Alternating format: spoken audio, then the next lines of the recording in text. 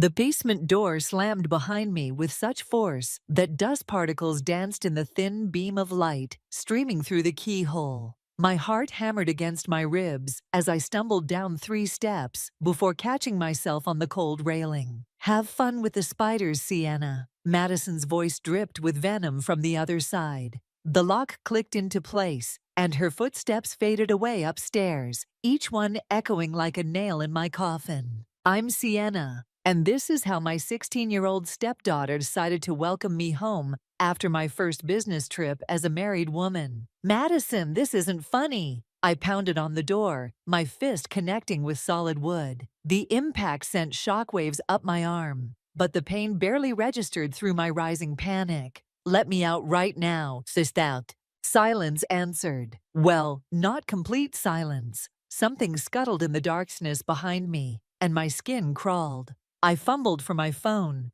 cursing when I remembered it was still in my purse, upstairs in the kitchen, where I dropped it before Madison asked me to check something in the basement. The darkness pressed in around me, thick and suffocating. I'd avoided this basement since moving in 6 months ago. Daniel had laughed at my unease, calling it cute how I'd send him down to fetch things from the storage room. If he only knew how his precious daughter would use my fear against me. "Help!" I screamed, knowing it was useless. Daniel wouldn't be home from work for hours, and our nearest neighbors were too far to hear. My hand brushed against something in my jacket pocket, the small flashlight I'd started carrying after that power outage last month. With trembling fingers, I clicked it on, the beam cutting through the darkness like a knife. Boxes, shelves, old furniture draped in sheets, normal basement stuff that somehow looked sinister in the harsh light. A mirror in the corner caught my reflection. Wide eyes, pale face, disheveled dark hair. I barely recognized myself. "Think, Sienna, think," I muttered, forcing myself to take deep breaths. The basement had to have another way out. The previous owners mentioned something about a crash upstairs made me jump. Madison's voice drifted down, speaking to someone. My blood ran cold when I recognized Rachel's voice, my best friend who was supposed to come over for coffee. "Sienna, she left about an hour ago," Madison said, her voice perfectly concerned. "Said something about running errands. I can tell her you stopped by when she gets back." That little snake. I could picture her now, all innocent smiles and worried eyes, playing the part of the perfect stepdaughter while I was trapped down here like some dirty secret. "Oh, that's weird," Rachel replied. "She texted me to come over. Maybe she got delayed. You know how she is, always running late."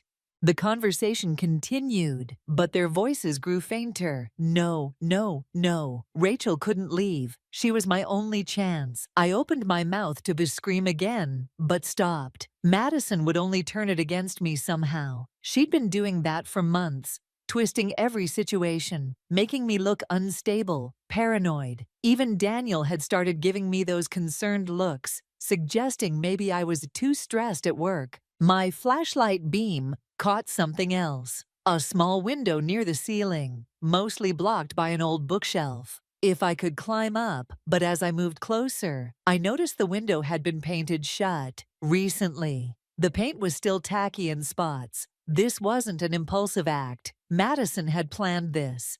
I sank down onto a dusty box, my mind racing. All those little incidents over the past months, my missing car keys, the accidentally deleted work presentations, the rumors at Daniel's office party, they weren't random acts of teenage rebellion. This was calculated, methodical. The flashlight flickered, and something inside me hardened. Fine. If Madison wanted to play games, I could play too. But unlike her, I had years of experience in the corporate world, where destroying someone required precision, patience, and most importantly, plausible deniability. I heard the front door close upstairs. Rachel was gone. I was alone in the dark with my thoughts and a growing sense of purpose. Game on, Madison. Game on. Daniel found me 3 hours later, huddled in a corner of the basement, my flashlight dead. His face twisted with concern as he helped me up the stairs. But it wasn't me he rushed to check on first. "Madison, sweetheart." His footsteps thundered up to the second floor, while I stood in the kitchen, still shaking, still tasting dust in my mouth. "I'm fine, Dad," Madison called down, her voice honey sweet.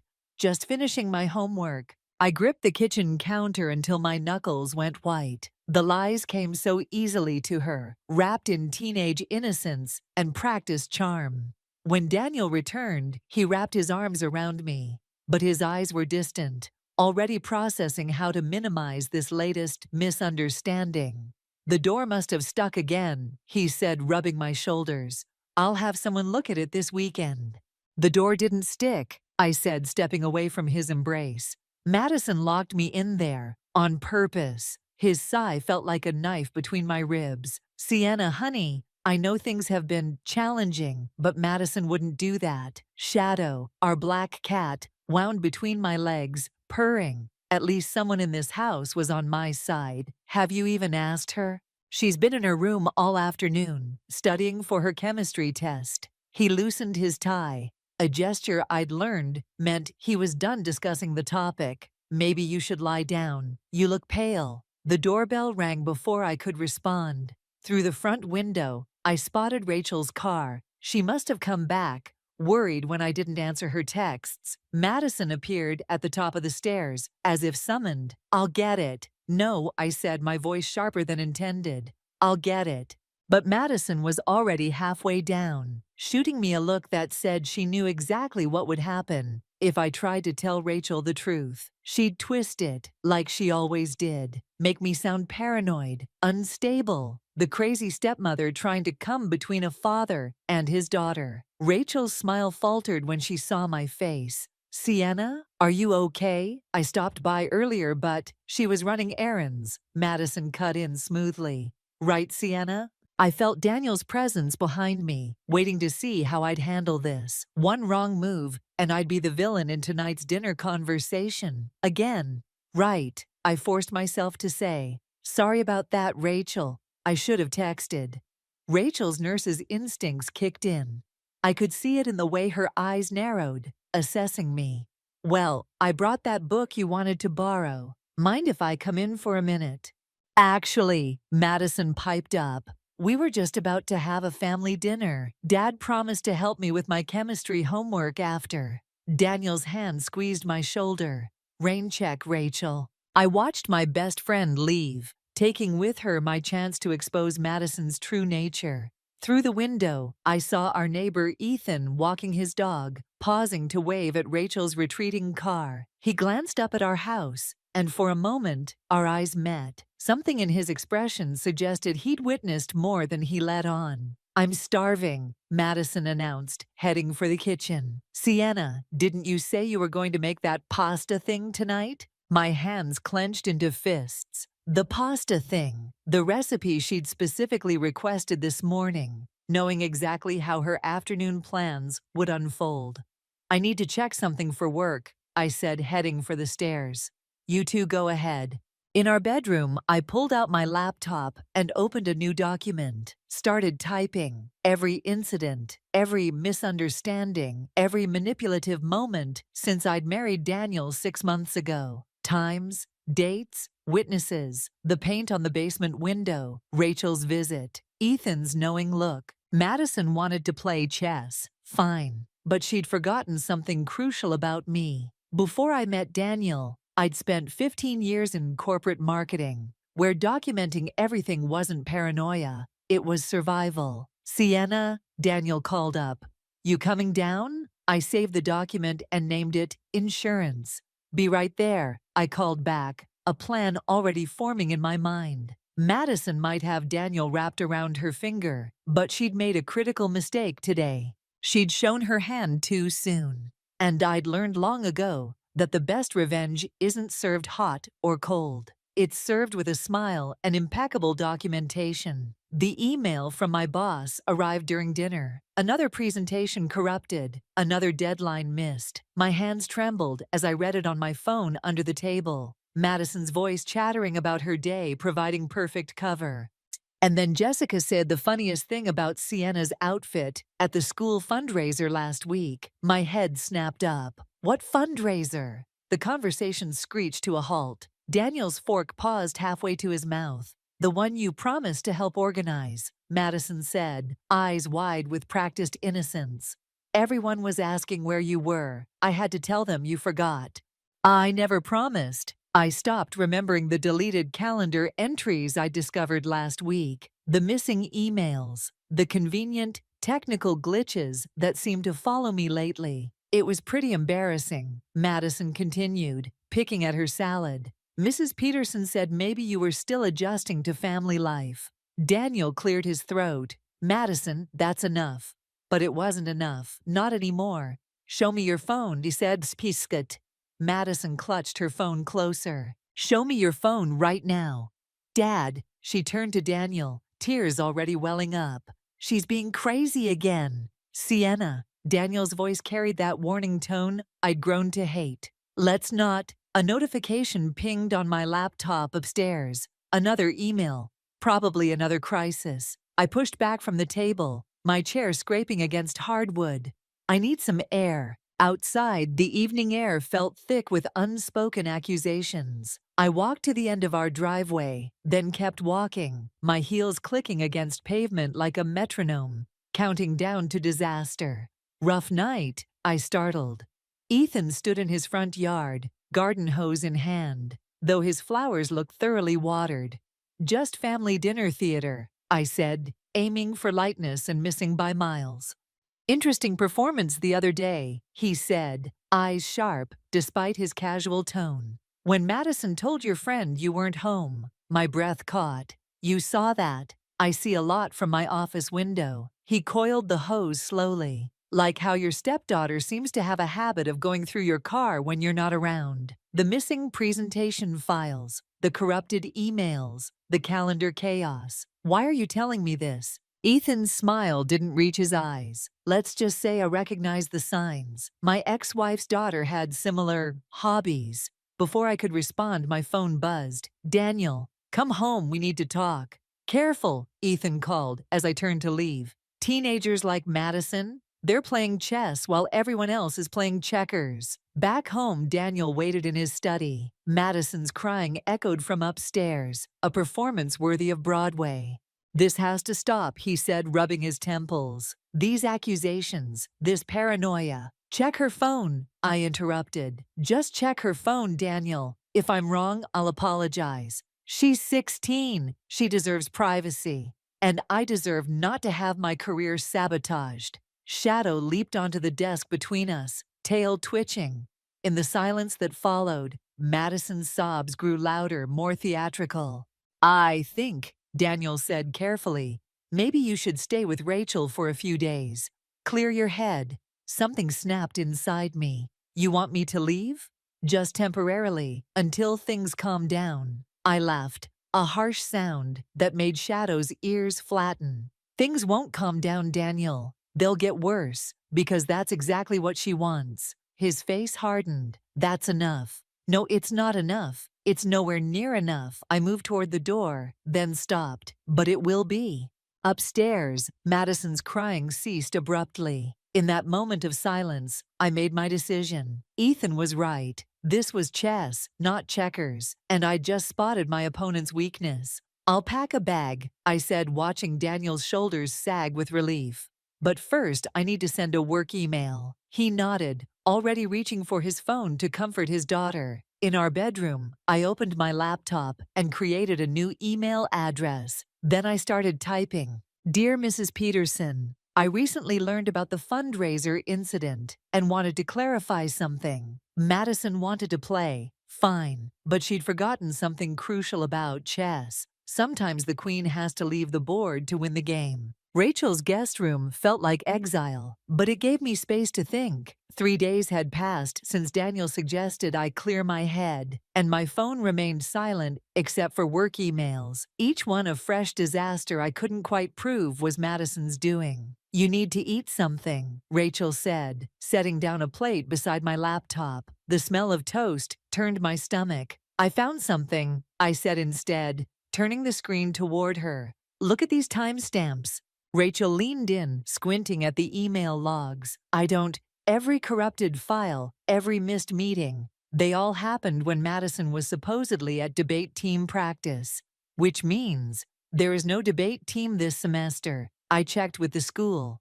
The doorbell interrupted Rachel's response. Through the window, I spotted Ethan on the porch, holding what looked like a manila envelope. "I have something you need to see," he said when Rachel let him in. His usual casual demeanor was gone, replaced by something harder. "But first, you need to tell me exactly what happened the day your predecessor left the company." My throat went dry. "What?" He pulled out several printed pages. "Because according to these, Sarah Jenkins didn't just quit. She had a complete breakdown after her stepdaughter accused her of harassment." The toast in my stomach turned to lead. "How did you cum?" "I do background checks for a living," Ethan said. "And Madison's mother didn't just leave town for a fresh start, like Daniel claims. She fled after similar accusations from another teenager at her workplace." Rachel's hand on mine, squeezing tight. "Sienna, what aren't you telling us?" My phone buzzed. A text from Daniel. "Madison's crying again. When are you coming home?"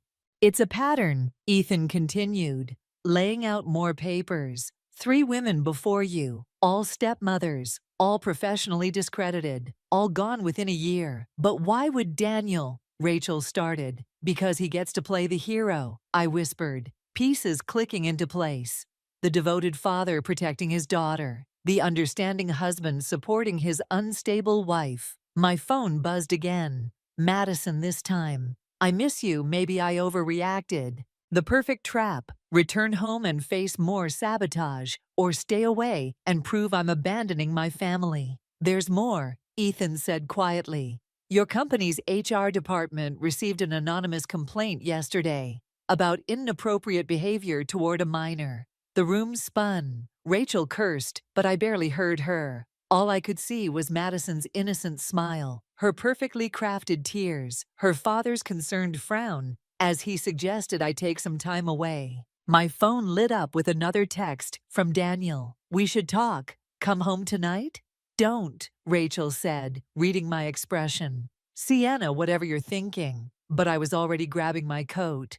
"I need to get something from the house, just one thing." "It's a trap," Ethan warned. "Once those accusations hit—" "I know," I said, my voice steadier than I felt. "But my laptop's still there, with everything I've documented, everything I've backed up, including emails I'd never sent. Insurance, I'd called it. Now it looked more like survival." "I'll go with you," Rachel offered. "No." I checked my phone one last time. Daniel's last message glowed. "Madison's making your favorite dinner." "I need to do this alone," I said, thinking of the basement, of locked doors and painted windows, of a teenager who'd learned too well how to destroy lives while keeping her hands clean. But Madison had made one crucial mistake. She thought she was playing against another Sarah Jenkins, another woman who'd break and run when the accusations flew. She didn't realize she was playing against someone who'd spent 15 years documenting everything, who knew exactly how to make evidence disappear or appear.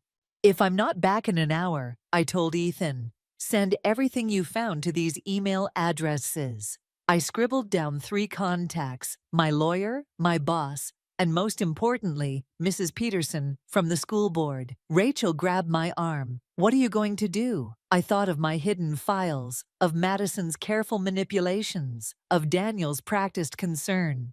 "I'm going to teach my stepdaughter a lesson about karma," I said, stepping into the gathering dark. "And this time, I'm not the one who's going to disappear." The house key felt heavy in my hand as I stood on my own doorstep, watching shadows move behind the curtains. "Madison's favorite dinner," Daniel had said, as if pasta could erase weeks of calculated destruction. Shadow wound between my legs as I entered, his purr a warning rather than a welcome. The laptop was upstairs in my office, assuming Madison hadn't already gotten to it.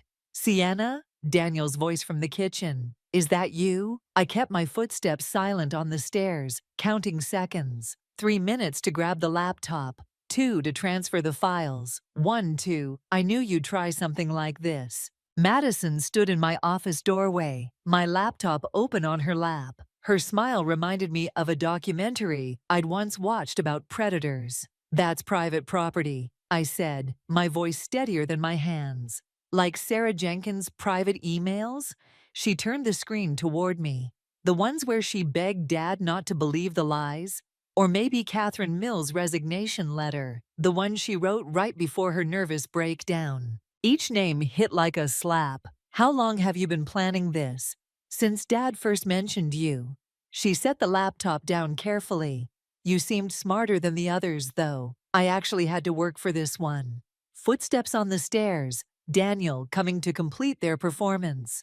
"I found something interesting," Madison continued, pulling up a document. "Your little insurance file, the one documenting everything?" Her fingers danced across the keyboard. "It's amazing how easy it is to edit metadata, to make it look like someone's been fabricating evidence for months." The footsteps grew closer. "Why?" I whispered. "What did I ever do to you?" "I did it." "To me?" She laughed, the sound like breaking glass.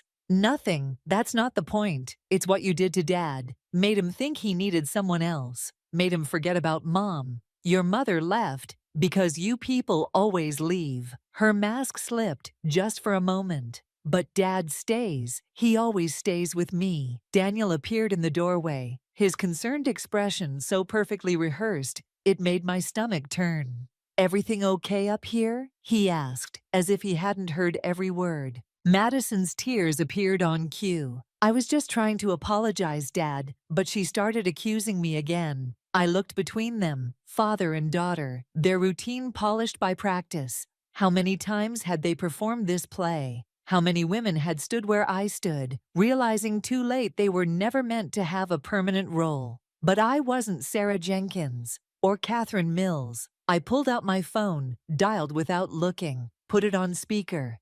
"Ethan Carter Investigations," the voice answered. "This call is being recorded." Madison's tears dried instantly. Daniel stepped forward, but I held up my hand. "Would you mind sharing what you found about the Jenkins case?" I asked, watching their faces. "And the Mills case? And especially about Madison's mother?" "Sienna." Daniel's voice dropped to a warning growl. "Think carefully about what you're doing." "The files are already sent," I said, though my heart hammered. "To my lawyer, my boss, and Mrs. Peterson. Everything, including the basement incident." Madison's mask cracked further. "You're lying." "Check your email, Mr. Taylor," Ethan's voice cut in. "You'll find everything there, including some interesting financial records. Seems paying off previous stepmothers leaves quite a paper trail." The silence stretched like a wire about to snap. Then Madison laughed, not her usual calculated giggle, but something wild and sharp. "It doesn't matter," she said. No one will believe you. They never do." "They might not believe me," I agreed, reaching for my laptop. "But they'll believe the recordings, the ones from every room in this house, including your little confession just now." Daniel lunged for the laptop, but I was faster. Years of corporate politics had taught me one crucial lesson: always have a backup plan. "One more step," I warned, "and everything goes public. Every case, every payoff, every carefully orchestrated breakdown." "How many careers have you destroyed, Madison? How many lives?" She stared at me, and for the first time, I saw real fear in her eyes. "Your move," I said softly. "But remember, I'm not playing chess anymore. I'm burning the whole board." The school board meeting room felt like a courtroom, with Mrs. Peterson's disapproving stare serving as judge and jury. My evidence lay scattered across the table: emails, recordings, financial records, but Madison's tearful performance was stealing the show. "I just wanted a mother," she sobbed, Daniel's arm protectively around her shoulders. But she kept trying to turn everyone against me. I watched the board members exchange glances, their sympathy clearly lying with the traumatized teenager rather than the unstable stepmother. Even my recordings worked against me. Madison's confession twisted into the desperate acts of a scared child, protecting herself from an obsessive adult. "Mrs. Taylor," Mrs. Peterson adjusted her glasses. "These accusations are very serious. But what concerns us more is your apparent fixation on documenting a minor's private moments. Private moments. My laugh sounded hollow, even to my own ears. She locked me in a basement. She sabotaged my career. She created a cry for help. Daniel interrupted smoothly. One we clearly missed, caught up in our own concerns about your stability. The trap snapped shut with brutal efficiency. Every piece of evidence I'd gathered now looked like proof of my own obsession. Every recording painted me as the unstable one. Even Ethan's investigation backfired. What kind of person hired a private investigator to spy on their teenage stepdaughter? I have statements, Daniel continued, sliding a folder forward, from Sarah Jenkins and Catherine Mills, about similar patterns of behavior. My blood ran cold. Of course he'd contacted them. Of course they'd back his story. Anything to stay buried, to keep their own broken pieces hidden. That's not, I started. But Madison's next performance cut me off. I should have told someone sooner, she whispered, tears perfectly timed. About the cameras, the stalking, how she'd follow me to school events pretending to be involved. The school board secretary was taking notes, each tap of her keyboard, another nail in my professional coffin. I looked around the room, searching for one sympathetic face, but found only judgment and disgust. My phone buzzed. Rachel, probably wondering why I hadn't answered her warnings about this meeting being a mistake. Beside her name, I spotted an email notification from my boss regarding your immediate termination. Given the severity of these concerns, Mrs. Peterson said, we'll be recommending a full investigation and temporary restraining order. You can't. It's for the best, honey, Daniel said, his concern so convincing I almost believed it myself. We can get you help. Real help this time. Madison buried her face in his shoulder, but not before I caught her smile. The same one she'd worn in the basement, watching me pound on a locked door. I have proof, I insisted, my voice cracked. The basement door, it was painted shut. There are witnesses. You mean Mr. Carter? Daniel pulled out another document. Your private investigator's license was revoked last year. Something about harassment charges from his own stepdaughter situation.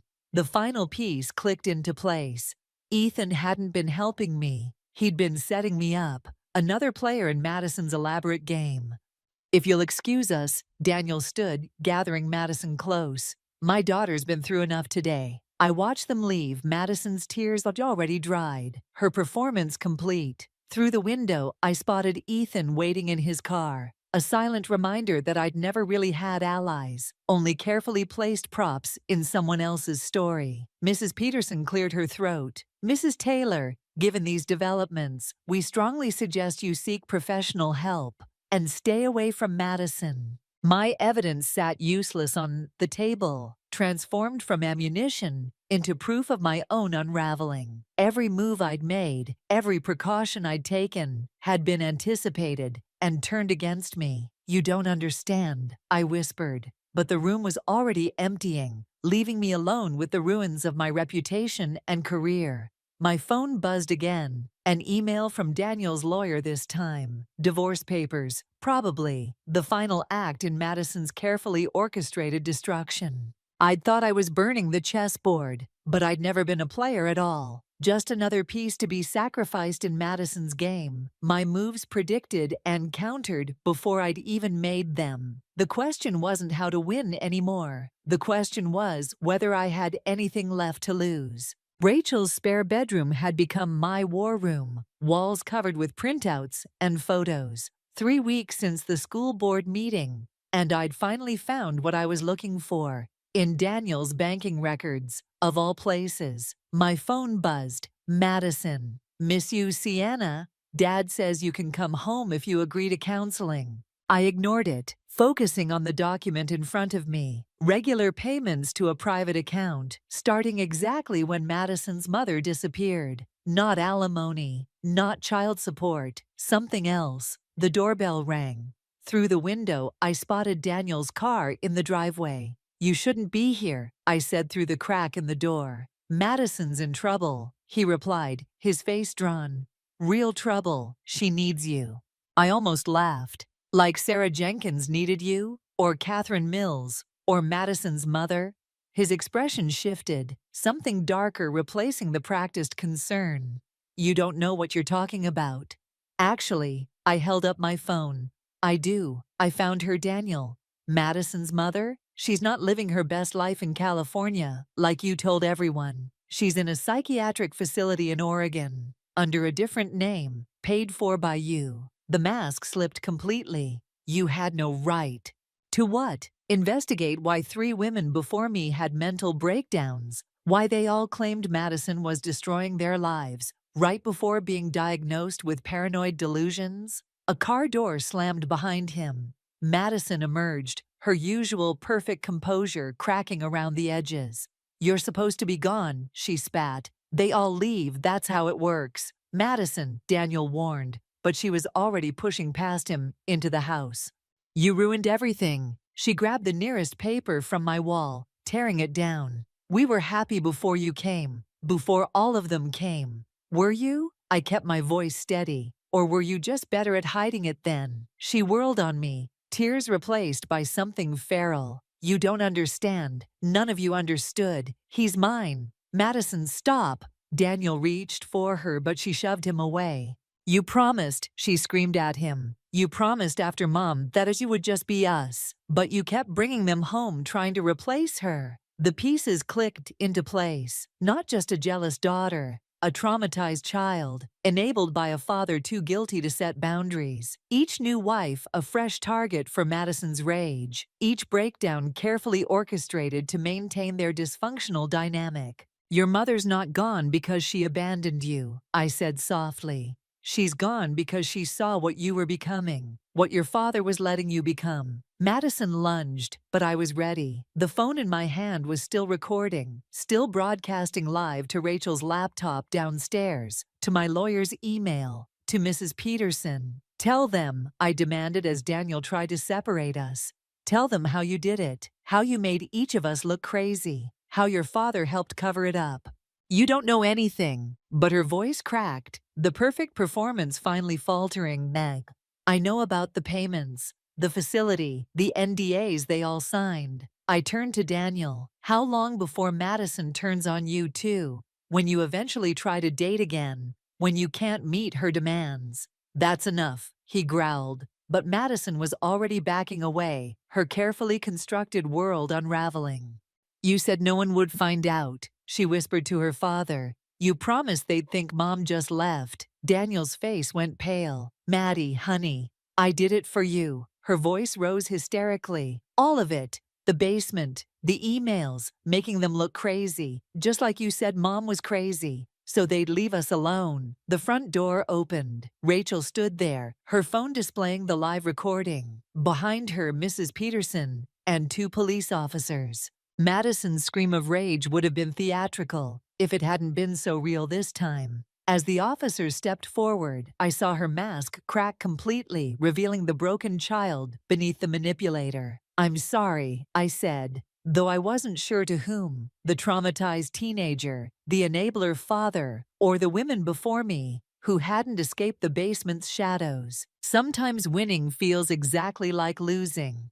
But as they led Madison and Daniel away, I realized this was never about winning. It was about breaking the cycle, even if it meant breaking everything else along with it. The basement door creaked as I pushed it open, dust motes dancing in the beam of my flashlight. 6 months of legal battles, therapy sessions, and sleepless nights had led me back here to where it all began. Shadow wound between my legs as I descended the stairs, each step solid now that Daniel had removed the loose boards. Evidence for the investigation, they'd called it. Evidence of a family's slow collapse. You don't have to do this, Rachel said from the top of the stairs. The realtor can handle everything. But I did have to do this. The house would sell tomorrow, and I needed to face these shadows one last time. My flashlight caught the window, still painted shut, though investigators had photographed it extensively. Madison's first confession had opened a flood of revelations. Daniel's careful documentation of each wife's instability, the coordinated gaslighting, the way father and daughter had perfected their routine through years of practice. A newspaper clipping fluttered from between two boxes. Madison's tearful interview about her mother's abandonment. The truth had been harder to swallow. A woman who'd seen the darkness growing in her daughter, who'd tried to get her help, only to be labeled paranoid and dangerous by her own husband.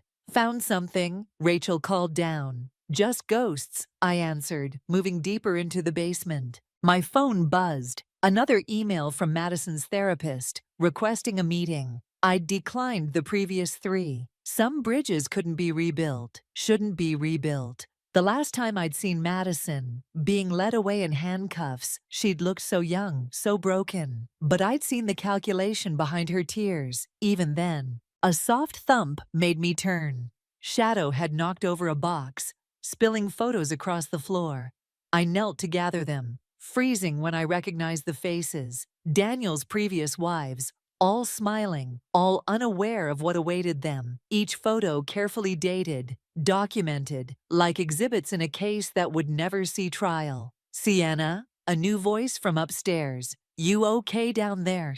Ethan, not the ally I'd thought, but not quite the enemy either. His own stepdaughter had reached out during the investigation, sharing a similar story of manipulation and gaslighting. He'd been trying to warn me, in his way, though his methods had nearly destroyed me. Almost done, I called back, but my hand shook as I picked up the final photo. Madison and Daniel, taken just days before I'd moved in. Their smiles held secrets I hadn't been equipped to read. Something scratched inside the wall. Shadow's ears perked up, his tail puffing. I shifted my flashlight beam, catching a glimpse of movement through a crack in the foundation.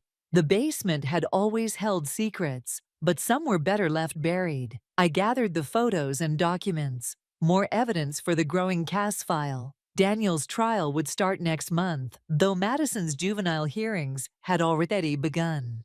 Their perfect facade had crumbled, revealing the rot beneath. Ready? Rachel asked as I emerged, blinking in the bright light of the kitchen. Almost. I moved through the house one last time, Shadow at my heels. Each room held memories of a life I'd tried to build, of a family that had never really existed. In my office, I retrieved the final item, my laptop, still containing the recordings that had exposed everything. At the front door, I paused. The house felt different now, its shadows less threatening, its secrets laid bare. But as I turned to leave, Shadow suddenly hissed, his gaze fixed on something upstairs. I followed his line of sight to Madison's bedroom window. For a moment, I could have sworn I saw a face, young, tear-streaked, calculating. But it was just a trick of the light, a reflection of what I'd learned about family, about revenge, about the fine line between justice and destruction. Goodbye, Shadow, I whispered, but he'd already slipped away into the darkness of the house, choosing to keep his own counsel about which secrets to keep and which to reveal. I locked the door one final time, leaving the key under the mat for the realtor. As I walked away, I didn't look back at the house or its basement full of shadows. Some stories don't need an ending to be finished. They just need fame, just need to be survived.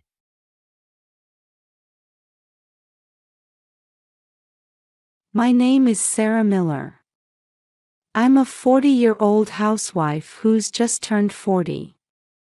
I live peaceful days in the suburbs of Michigan with my husband Mark, our 8-year-old son Ethan, and our 5-year-old daughter Olivia.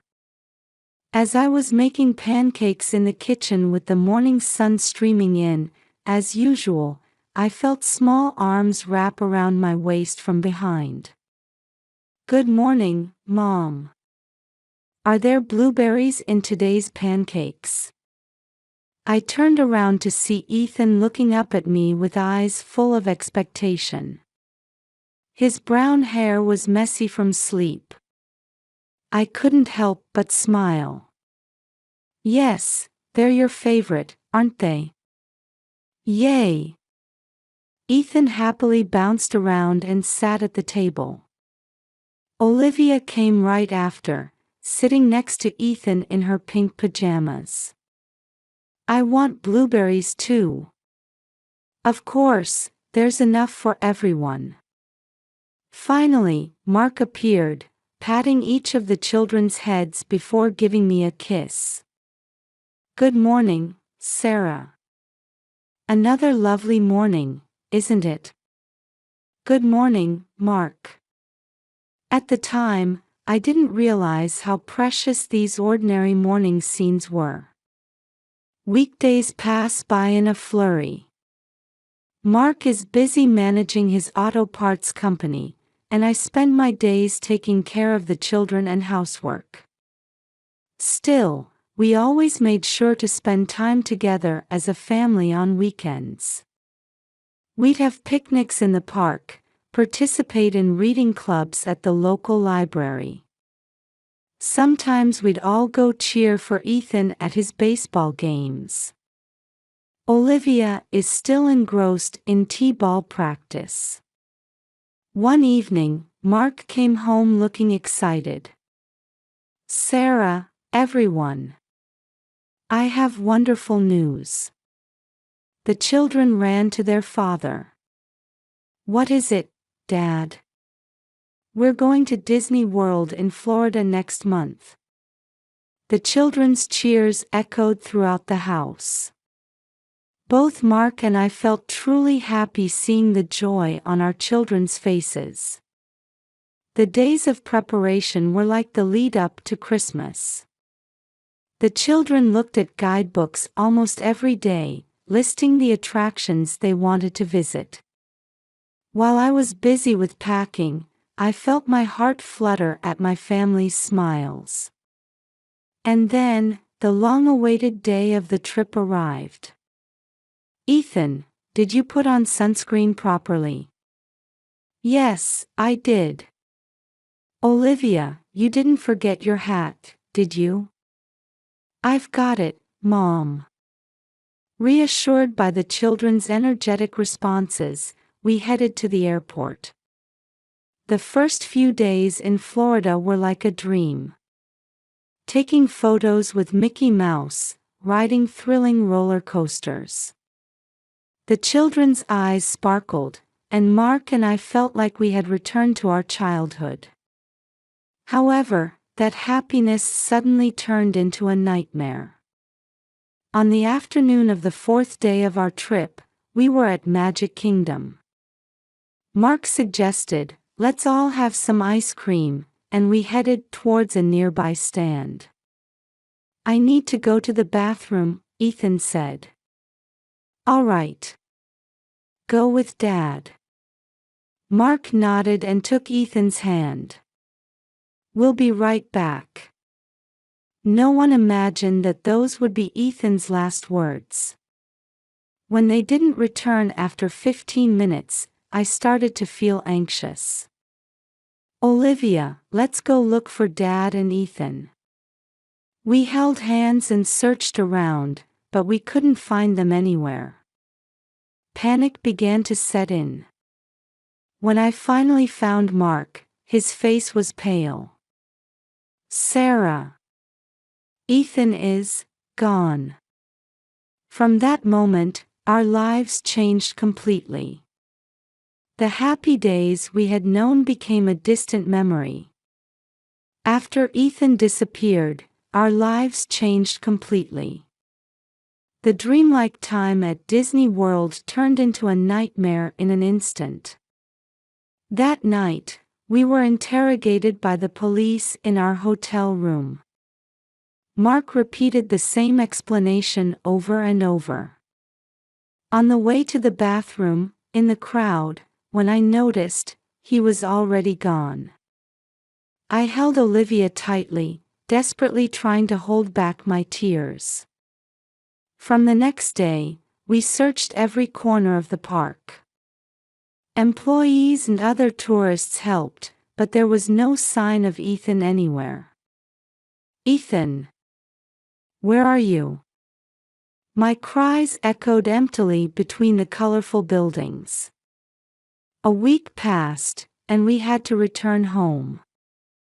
On the plane back, Olivia asked in a small voice. Mom, is Big Brother not coming back? I couldn't answer that question. Even after returning home, the search continued. We went to the police almost daily, put up posters all over the neighborhood, and spread information on social media. However, as days passed, the response from others faded. Time will heal. He'll surely be found. Such words of comfort actually hurt me more. Mark began to immerse himself in work. It was probably his way of coping. However, this led to new problems. One night, Mark came home late and said with a sigh, "Sarah, something unbelievable happened at work." "What happened?"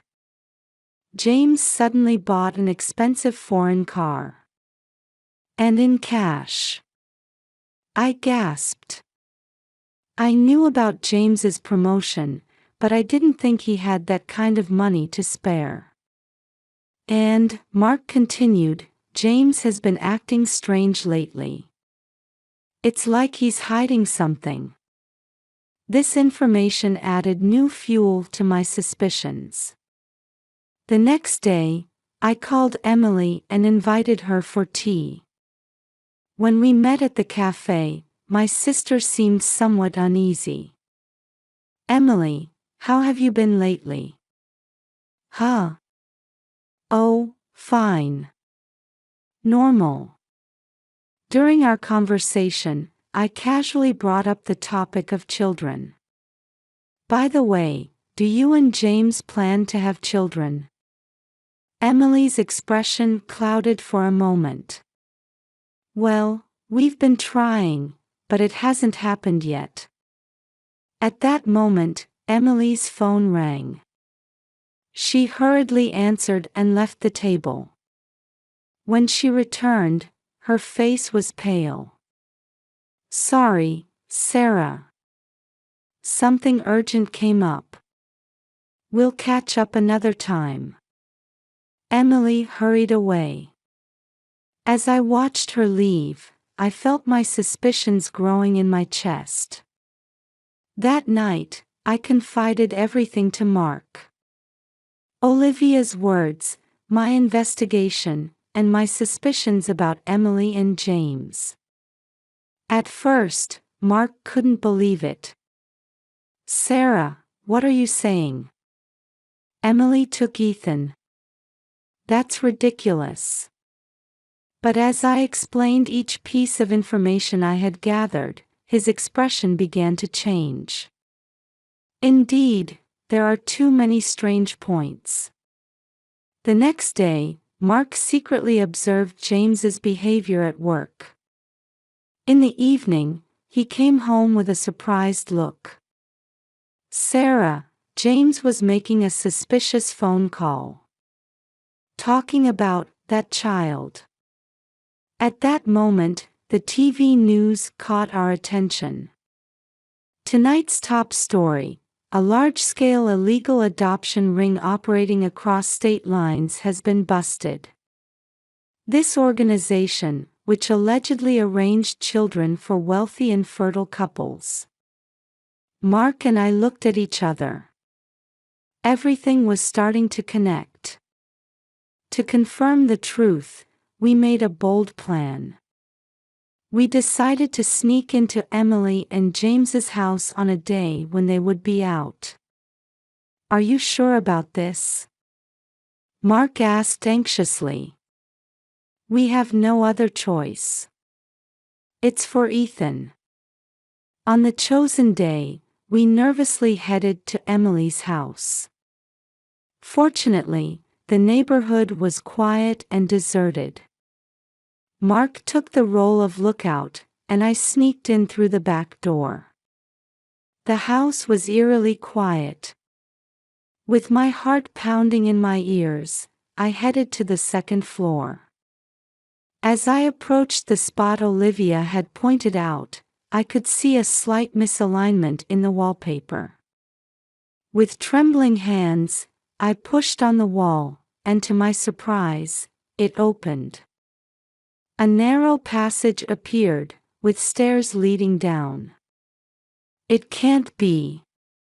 I took out my flashlight and carefully descended the stairs. Damp air touched my skin. At the bottom of the stairs, I gasped. There was a small room, and on the bed lay a boy. Ethan. At the sound of my faint voice, the boy slowly raised his face. Gaunt features, long overgrown hair. But it was undoubtedly my son. Mom. Ethan's voice was weak, and he looked incredulous. I rushed over and embraced Ethan. The tears wouldn't stop. I'm sorry, I'm sorry. Mom took so long to come.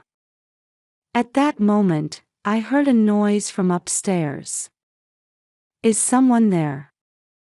It was Emily's voice. I picked up Ethan and rushed up the stairs. When we emerged into the living room, Emily and James were standing there. Sarah. What are you doing? Emily cried out in surprise. The question is, what are you doing? I said angrily. How could you do this?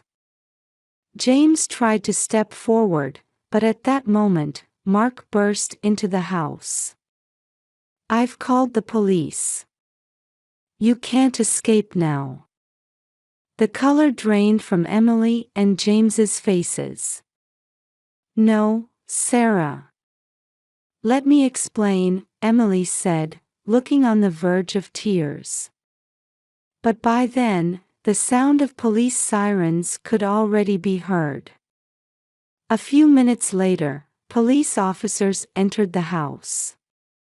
Emily and James were arrested, and Ethan was taken to the hospital by ambulance. I held Ethan's hand tightly as I rode in the ambulance with him. It's okay now, you're safe. Ethan smiled weakly. The long nightmare had finally come to an end. In the ambulance, I held Ethan's emaciated hand tightly. His face was pale, with dark circles under his eyes. What had he experienced during this past year? Upon arriving at the hospital, doctors immediately began examining Ethan. Mark and I spent anxious hours in the waiting room. Several hours later, the attending physician came to us. Don't worry, his life is not in danger. However, we've observed malnutrition and mild dehydration due to long-term confinement. We let out a sigh of relief. Can we see our son? Mark asked. Yes, please do. When we entered the hospital room, Ethan was lying small in the bed. When he saw us, tears welled up in his eyes. Mom. Dad. We rushed over and gently embraced Ethan. It's okay now. We'll always be by your side. That night, Ethan slowly began to talk about his experience. At first, they told me they were taking me to a new family. But then I was locked in a dark room. According to Ethan, the space under the floor was narrow with a low ceiling. There was a simple toilet, and Emily brought meals twice a day. There were books and an old game console, but hardly any outside light came in, and he lost his sense of time. Sometimes I could hear voices from upstairs, but no one noticed my voice. Ethan's words broke our hearts. A few days later, we received a detailed report from the police. Emily and James were part of a large-scale illegal adoption ring operating across state lines. They had been receiving substantial payments in return for arranging children for wealthy couples struggling with infertility. It seems they kidnapped Ethan to prove their loyalty to the organization, the detective explained with a stern expression. This incident led to the revelation of the entire organization, and many people involved were arrested. Sadly, other children who had been confined were also discovered. Ethan's recovery took time. The emotional scars were deeper than the physical ones. He often woke up from nightmares in the middle of the night, and we took turns staying by his side. With the advice of a psychological counselor, we gradually rebuilt our family bonds. Olivia was overjoyed at her brother's return and stayed close to Ethan every day. "Big brother, I drew this. It's a picture of our family." Seeing the picture Olivia drew, Ethan showed a smile for the first time in a long while. Mark also adjusted his work schedule to spend as much time as possible with the family. On holidays, we spent peaceful days having picnics in the park or watching movies together. Sometimes, Ethan would suddenly become anxious. At such times, we all hugged him and repeatedly told him, "It's okay now." As time passed, we had more opportunities to see Ethan smile. His recovery became a source of hope for our entire family. A year has passed since then. Today is Ethan's 10th birthday. The living room is decorated with colorful balloons, and a large chocolate cake sits on the table. "Happy birthday, Ethan." The voices of family and friends echo throughout the room. Ethan smiles, looking a bit embarrassed but happy. Having overcome a difficult period, our family feels more strongly connected than ever before. There will surely be challenges ahead, but we're confident we can overcome them together. As Ethan blows out the candles, a big round of applause erupts, as if announcing the beginning of a new year.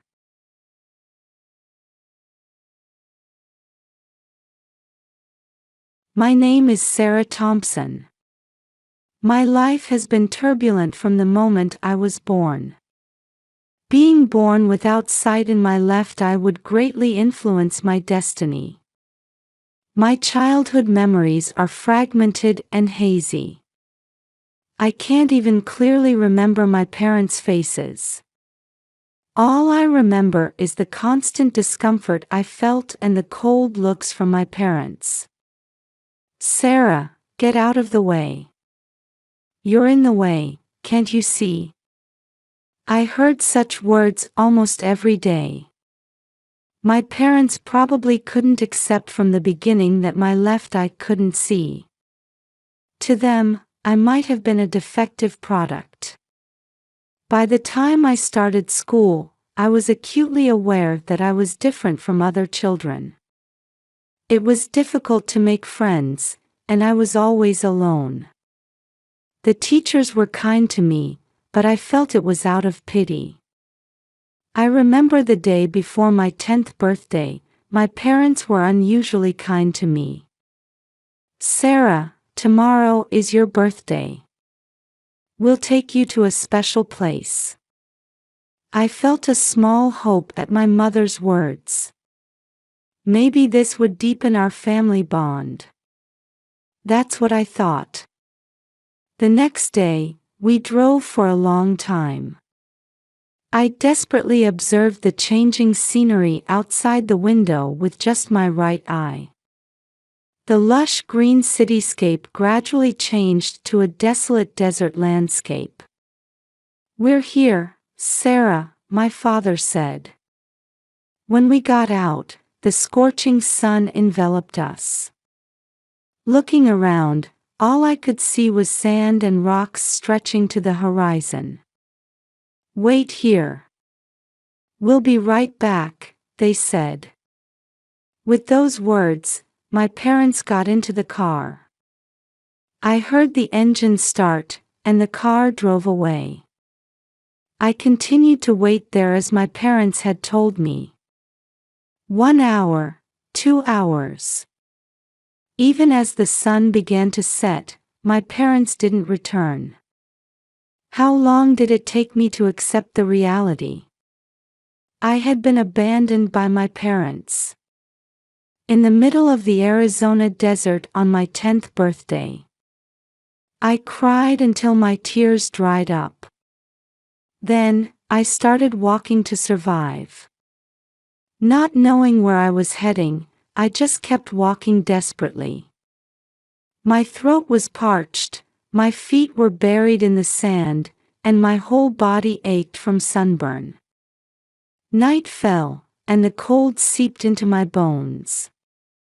The starry sky was beautiful, but I had no leisure to enjoy its beauty. I laid my exhausted body on the cold sand. Someone, help me. I mumbled in a hoarse voice as I lost consciousness. When I opened my eyes, I was on a soft bed. An unfamiliar pattern on the ceiling. The smell of disinfectant tickling my nose. I quickly realized this was a hospital. "Oh, you're awake," said a kind voice. I turned to see a woman in a white coat standing there. "I'm Mary Wilson. I'm the wife of the pastor who found you." Mary gently held my hand. Tears involuntarily fell at her warmth. "It's okay, you're safe now." At Mary's words, I finally let out a sigh of relief. But the next moment, fear struck me. The police. My parents. My voice was trembling. Mary let out a deep sigh. "We've contacted the police. We reported it as soon as we found you. As for your parents, they haven't been found yet." At that moment, the door to the hospital room opened, and 2 police officers entered. "Hello, Sarah. How are you feeling?" A kind-looking female officer spoke to me. I nodded slightly. "We have some questions about your parents. Could you tell us what you remember, as much as you're comfortable with?" The male officer said. With a trembling voice, I told the officers everything I could remember. Being taken to the desert, my parents leaving, being left alone. After I finished talking, the female officer gently placed her hand on my shoulder. "You did well, Sarah. You're brave. Don't worry, we'll find your parents." After the officers left, Mary hugged me. "It's okay, Sarah. We'll protect you from now on." A few days later, I was discharged from the hospital. My parents still hadn't been found. The police were continuing their investigation, but there seemed to be few leads. The Wilsons, in cooperation with Child Protective Services, decided to take me in temporarily. "Sarah, this is your home from now on," Pastor John said. His voice was full of love. At first, I was confused by the unfamiliar environment. But the Wilsons' love was real. They never made an issue of my left eye not being able to see. "Sarah, your eye is special. It's a gift from God," Mary would often say to encourage me. At school, with the Wilsons' support, I gradually made friends. The teachers were also careful to accommodate my disability while providing thorough instruction. "Sarah, you have wonderful talent," my English teacher praised me. I was truly happy when I heard that. I loved reading and immersed myself in the world of literature. When I entered high school, I became passionate about student council activities. Using my own experiences, I launched support programs for students with disabilities. "Sarah, your actions are inspiring many people," Pastor John proudly watched over my activities. As the time for college approached, the Wilsons fully supported my dreams. "Sarah, your future is bright. Whatever path you choose, we'll support you," Mary's words filled me with deep gratitude. Looking back, 8 years had passed since that incident in the desert. My anger and sadness towards my parents had gradually faded. Instead, my feelings of gratitude towards the Wilsons had grown. "Dad, Mom, thank you." I started calling them that. They were more than real parents to me. I decided to major in political science in college. I wanted to have the power to change society. That's what I thought. "Sarah, I'm sure you'll be able to help many people," Pastor John's words made me nod strongly. I was filled with a mix of excitement and anxiety about the new life that was about to begin. But with the Wilsons as my strong allies, I felt I could overcome any difficulty. My life had only just begun. I'm excited just imagining what adventures await me. On my college graduation day, the Wilsons embraced me with proud expressions. With a degree in political science in hand, I was ready to take the first step towards a new challenge. "Sarah, your determination is firm," Mary smiled gently at me. I nodded. "Yes. There are so many things I need to change." Pastor John placed his hand on my shoulder and encouraged me, "God will guide you. And will always be on your side." Right after graduation, I decided to run for the Phoenix City Council. The election campaign was tougher than I had imagined. There were voices pointing out my youth and lack of experience, but I overcame them with my inherent tenacity. "Sarah Thompson will bring a new wind to this city," one of my supporters said. When I heard that, my heart swelled. I could feel that my message was gradually reaching people's hearts. In the midst of the election battle, an incident occurred. The local disability support center was in danger of closing due to budget shortages. "If this continues, many people will lose the support they need," the center's staff pleaded. I took immediate action. I started a signature campaign and submitted a petition to the city council requesting a budget review. Day after day, I stood on the streets, seeking understanding from citizens. Even if each individual voice is small, if we all work together, we can make a big change.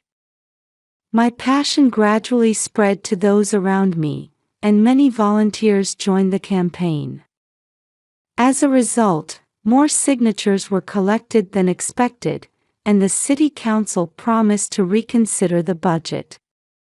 This event had a big impact on my election campaign.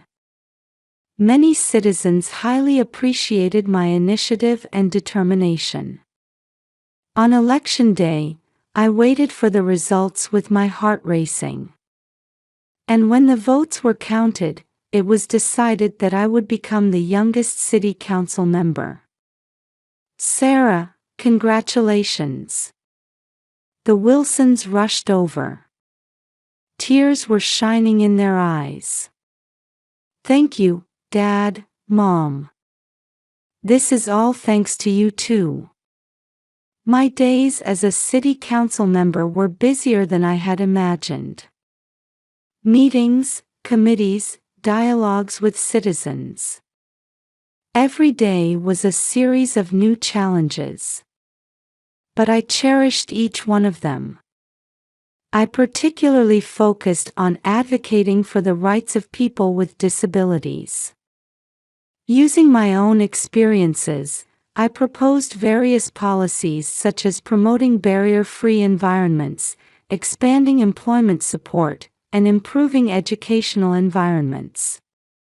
Councillor Thompson's proposals are really improving the lives of many citizens, a man in a wheelchair thanked me one day. At those words, I truly felt that becoming a politician was the right choice. However, not everything went smoothly. There was criticism from the opposition, and sometimes even personal attacks. At such times, the Wilsons always supported me. "Sarah, you're doing the right thing. Never give up," Mary's words encouraged me countless times. By the time I was serving my second term as a city council member, my name was widely known throughout the state. And one day, I received an unexpected proposal. "Councillor Thompson, we'd like you to run for governor," a party executive approached me. I was surprised, but at the same time, I felt a great possibility. If I became governor, I might be able to change the lives of even more people in a positive direction. After deep consideration, I decided to run. An even bigger challenge was waiting for me. From the moment I decided to run for governor, my life changed dramatically.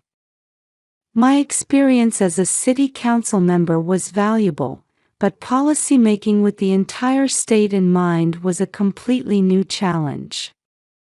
The election battle was fierce. My opponent was a veteran politician with abundant financial resources and a strong support base. They relentlessly attacked my youth and lack of experience. "It's too reckless to entrust state government to candidate Thompson." Such criticisms filled the media day after day. But I never gave up. It's true that I may lack experience. But that's precisely why I can approach state politics with a fresh perspective.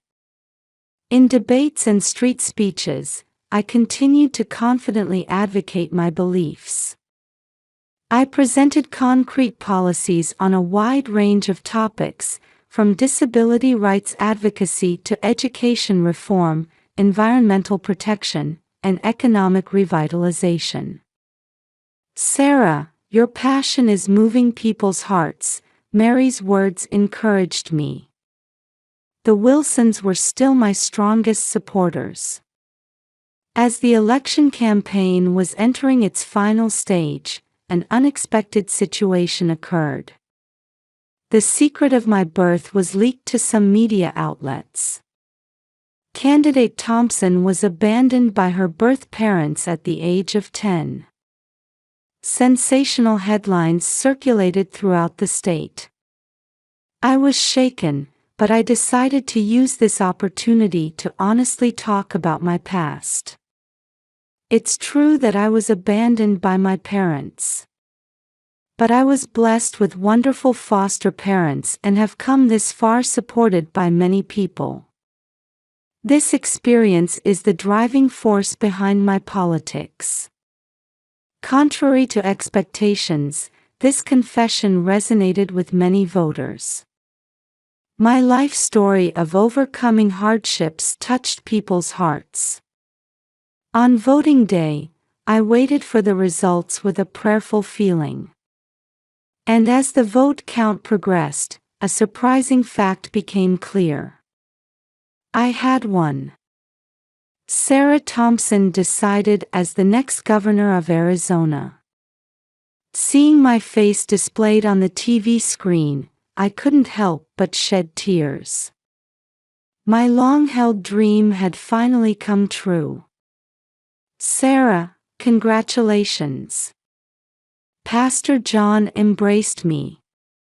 Mary, with tears in her eyes, said, "We're so proud of you." Amidst the excitement of victory, preparations for the inauguration began. The content of the ceremony, the guest list, security measures. There were mountains of things to consider. And finally, the day of the inauguration arrived. A large crowd of citizens had gathered in the square in front of the Arizona State Capitol. I took deep breaths, trying to suppress my nervousness. "Are you ready, Governor?" an aide called out to me. I nodded and headed towards the podium.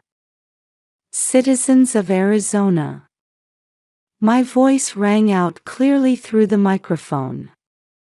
I read out the prepared speech, savoring each word. "I hereby swear to do my utmost for all the people of this state." Just as the speech was reaching its climax, suddenly, a commotion broke out in the audience. I paused my speech for a moment. And then, two figures emerged from the crowd. At that moment, my body froze. Although they had aged, there was no mistaking those faces. They were my birth parents. "Sarah. It's us." My mother's voice faintly reached me. It was the first time I had heard it in 28 years. My father stood silently, but his eyes were fixed on me. The venue was in an uproar. Security personnel were trying to approach my parents. My mind went blank. I couldn't think of how to respond. At that moment, my eyes met with the Wilsons, who were sitting in the front row of the audience. They nodded quietly at me. That gesture brought me back to my senses. Taking a deep breath, I turned back to the microphone. "I apologize for the interruption. Let me continue my speech." My voice might have been shaking a little. But it never broke. My life has not been an easy one. However, all of those experiences have shaped who I am today. From now on, no matter what difficulties may arise, I intend to face them head-on, never running away. The venue was dead silent. I glanced in the direction of my parents. They were looking at me with complex expressions. Finishing my speech, I bowed deeply. A big round of applause erupted, enveloping my ears. It was the beginning of a new chapter. And at the same time, it was a confrontation with a past I had sealed away for years. What kind of developments await from here on? With a mixture of anxiety and expectation, I quietly closed my eyes. After the commotion of the inauguration had settled down, I let out a deep sigh in my office. Outside the window stretched the vast Arizona desert. 28 years ago, I was abandoned in that desert, and now I stand at the top of this state. I can't help but feel the irony of life. A knock sounded, and my secretary peeked in. "Governor, sorry for the wait. I've brought them." Tension runs through me. The door opens, and two elderly figures appear. My birth parents. "Sarah." My mother's voice is trembling. I stood up and took a deep breath. "Please, have a seat." The two nervously sat down in the chairs. For a while, a heavy silence flowed. "Thank you for coming," I said, trying my best to maintain composure. My father opened his mouth. "Sarah, we're truly sorry." At those words, 28 years worth of emotions welled up all at once. Anger, sadness, and a strange sense of relief. Why did you do such a thing?" My voice was slightly shaking. My mother began to speak through tears. "At that time, we were young and foolish. We didn't have the confidence to raise a child who couldn't see with her left eye. But that's no excuse." My father continued, "We regretted it every day. But we were too ashamed to have the courage to contact you. And before we knew it, so many years had passed." I listened to their story in silence. Complex emotions were swirling inside me. "We're proud of your success," my mother said. At those words, I couldn't help but give a bitter smile. Even though I wasn't your daughter for 28 years. The two hung their heads. Then, my father said in a small voice, "Actually, we need your help." I furrowed my brow. "What do you mean?" My father hesitantly began to speak. "For the past few years, we've had a series of business failures. We've accumulated a large debt." "Debt?" I couldn't hide my surprise. My mother continued, "We've lost our house and car. We're currently staying at a friend's place." I was at a loss for words. The two people before me no longer appeared as the cold-hearted parents who had abandoned me, but as a pitiful elderly couple who had been defeated by life. "How much debt?" I asked, regaining my composure. My father answered, "About $500,000. I gasped at that amount. It's certainly not a small sum. "Why, me?" I quietly asked. My mother answered through tears, "When we heard you became governor, we thought it was our last hope." I fell into deep thought. How should I handle this situation? It's not just a matter of money. 28 years of emotions, responsibility, ethics, various factors are intertwined. "Give me some time," I finally spoke. "I can't answer right away." The two nodded slightly. "Thank you for listening to us," my father said. After the two left the room, I stood by the window, gazing into the distance.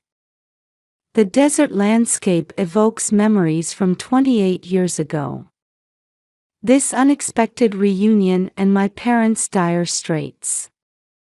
How should I respond, not as a governor, but as a human being? The answer hasn't yet been found. Several days have passed since the shocking reunion with my parents. I was looking out at the Phoenix skyline from my office window. From the desert where I was abandoned to the heart of this big city. I can't help but feel the irony of life. "Sarah, are you all right?" I turned around to see Mary standing there with a worried look. The Wilsons had rushed over as soon as they heard about this commotion. "Yes, somehow." I returned a smile, but complex emotions were swirling inside me. Pastor John quietly said, "Sarah, whatever you decide, we're on your side." Those words made my heart swell. For 28 years, these two had been my real parents. Love, education, and life guidance. They were my benefactors who had given me everything. Dad, Mom, thank you. I hugged them tightly. Their warmth gave a little peace to my confused heart. However, I couldn't get my birth parents out of my mind. A $500,000 debt. And a reunion after 28 years. Their words kept echoing in my head. We thought it was our last hope. I let out a deep sigh. As a governor, I can't use public funds for a private family matter. But I can't just ignore it either. Moreover, can I forgive them? Deep down, anger and sadness are still swirling. But you weren't perfect parents from the start either, were you? Mary's words startled me. Indeed, even the Wilsons must have gone through a series of trial and error. Still, they never abandoned me and continued to love me. People can change, Sarah. Maybe your parents too. Mary's kind eyes touched my heart.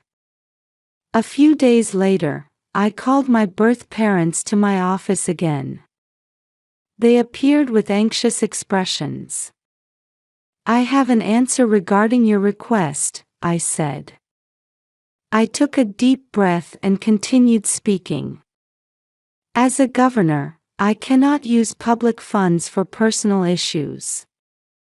I think you understand that. My parents nodded with grave expressions.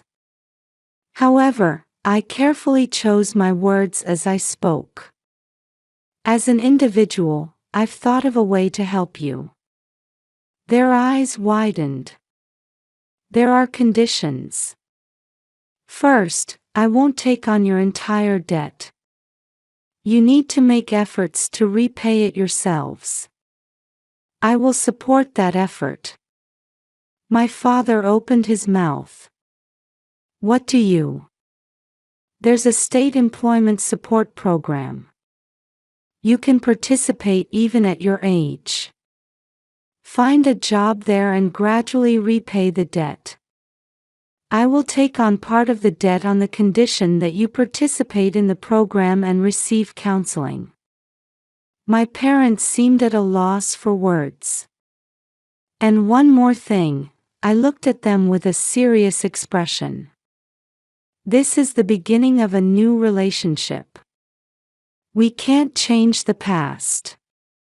But what we do from now on is up to our choice. Tears welled up in my mother's eyes. Sarah, thank you. We won't betray your trust, my father swore firmly. I nodded quietly. I don't know if this is the right decision yet. But people can change. I decided to believe that.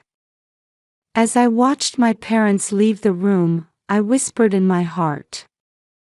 Dad, Mom. It was a word of gratitude to the Wilsons. They were the ones who gave me the courage to make this decision. Outside the window, the strong Arizona sunlight was illuminating the desert. As if heralding the beginning of a new chapter.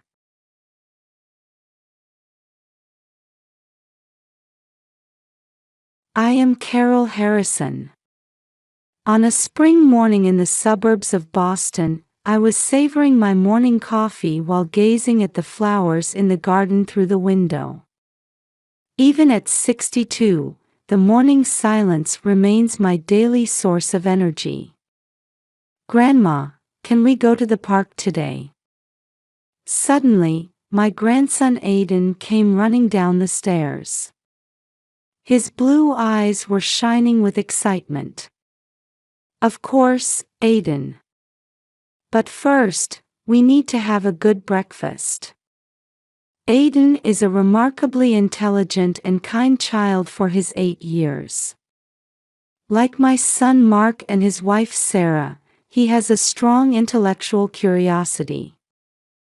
As I was preparing to go to the park with Aiden after breakfast, I heard the front door open.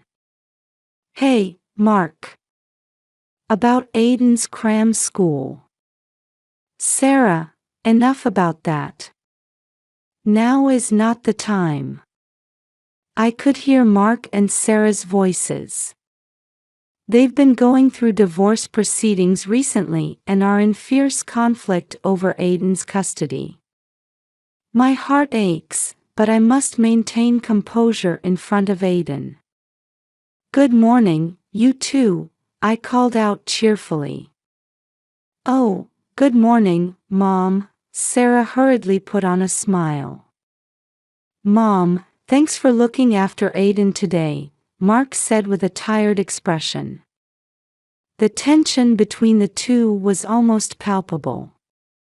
"Dad, Mom, I'm going to the park with Grandma," Aiden shouted energetically. "Be careful, Aiden," Sarah smiled gently. "Have fun," Mark also showed a smile. When we arrived at the park, Aiden immediately ran towards the playground equipment. The spring sunlight made his blonde hair shine.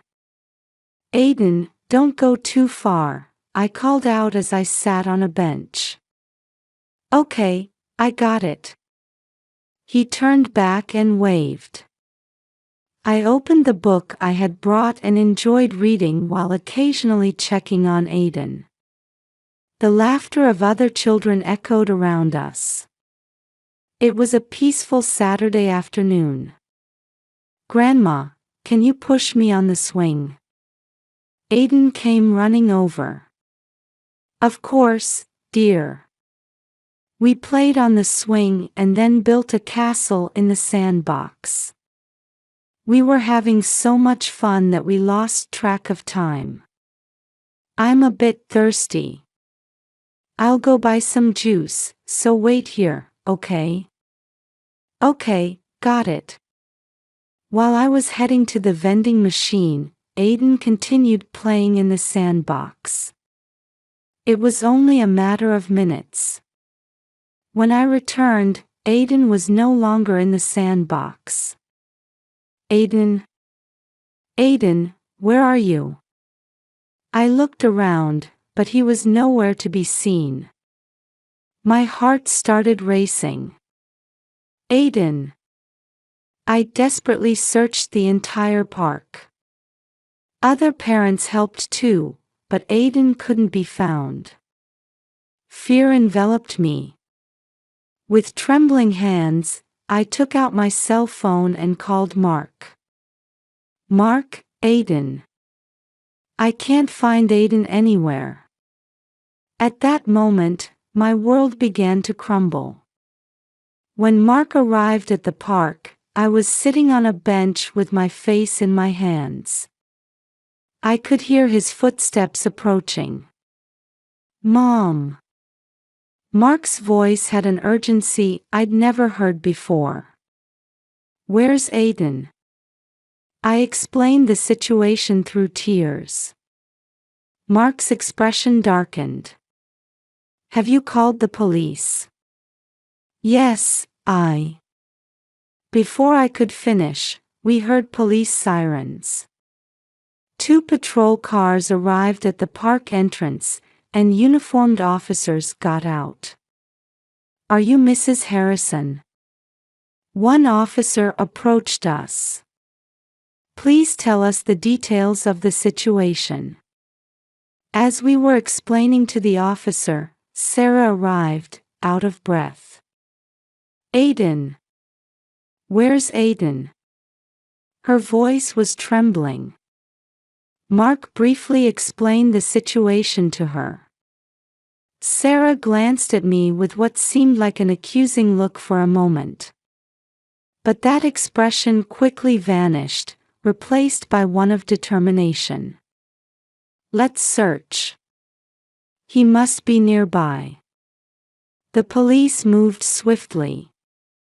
They searched the park, questioned nearby residents, and checked security cameras. We also split up, calling Aiden's name while searching the entire park. As time passed, the sun began to set. Fatigue was evident on Mark's face, but he continued the search without rest. Sarah, who had been desperately searching at first, gradually began to slow down. "Sarah, are you all right?"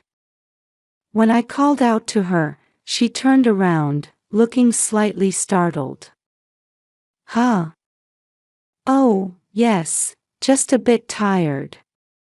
At that moment, I noticed a strange light in her eyes. But there was no time to dwell on it. As night fell, the police set up a search headquarters. We answered questions and provided photos of Aiden. One of the investigators approached us. "Mr. and Mrs. Harrison, is there anyone who might hold a grudge against your child?" Mark shook his head. "No, Aiden is loved by everyone." "I understand you're going through divorce proceedings. In relation to that," Sarah suddenly interrupted. "Are you suspecting us?" The officer maintained his composure as he replied, "We need to consider all possibilities." That night, none of us could sleep. Feelings of guilt continued to torment me. I had only taken my eyes off him for a moment. The next day, the search expanded to a wider area. Volunteers joined in, and the town was flooded with Aiden's photos. Mark was moving around tirelessly, but I began to notice subtle changes in Sarah's attitude. "Sarah, shall we search the southern area as well?" When Mark suggested this, Sarah hesitated before answering. "Yes, but I don't think Aiden could have gone that far." I felt uneasy about those words. Sarah's eyes seemed to reflect an emotion other than anxiety.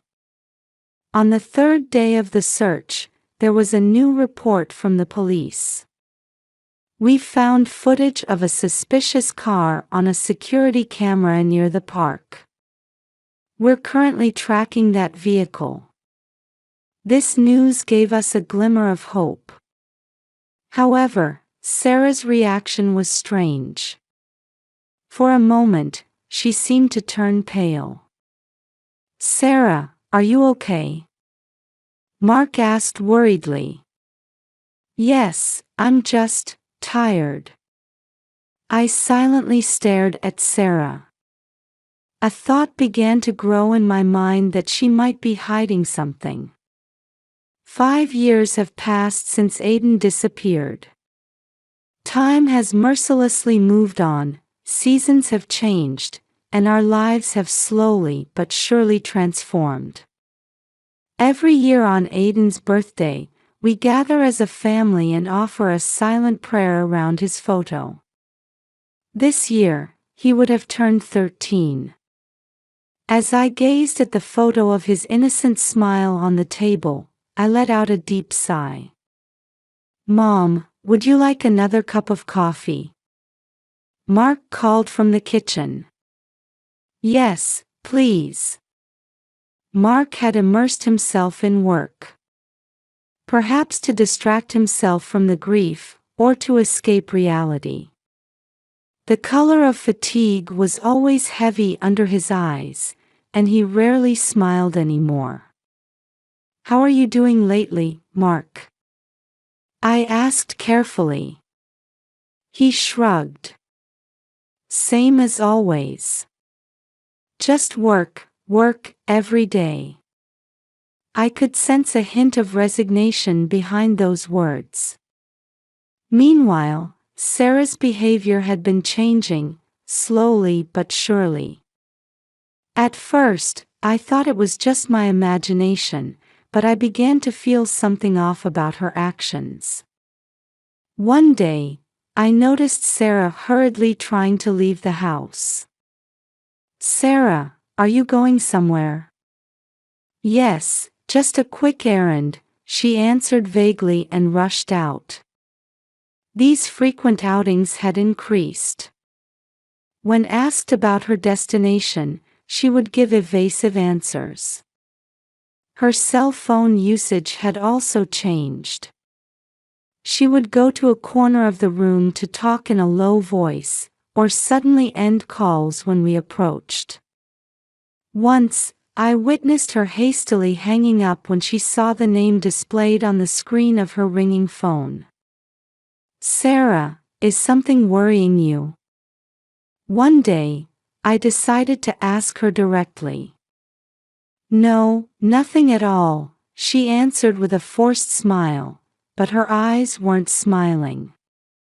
The most surprising incident happened one evening during dinner. Hey, why don't we consider moving?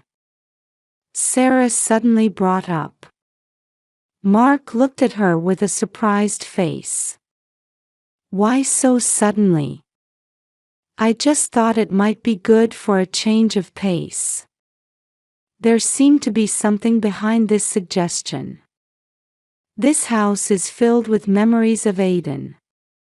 It was hard to believe that Sarah would easily suggest abandoning that. One night, as I sat alone in the living room, I heard Sarah's footsteps coming down the stairs. She was wearing a coat and holding her keys. Sarah, where are you going so late? She flinched for a moment. Oh, just a quick errand. I'll be right back.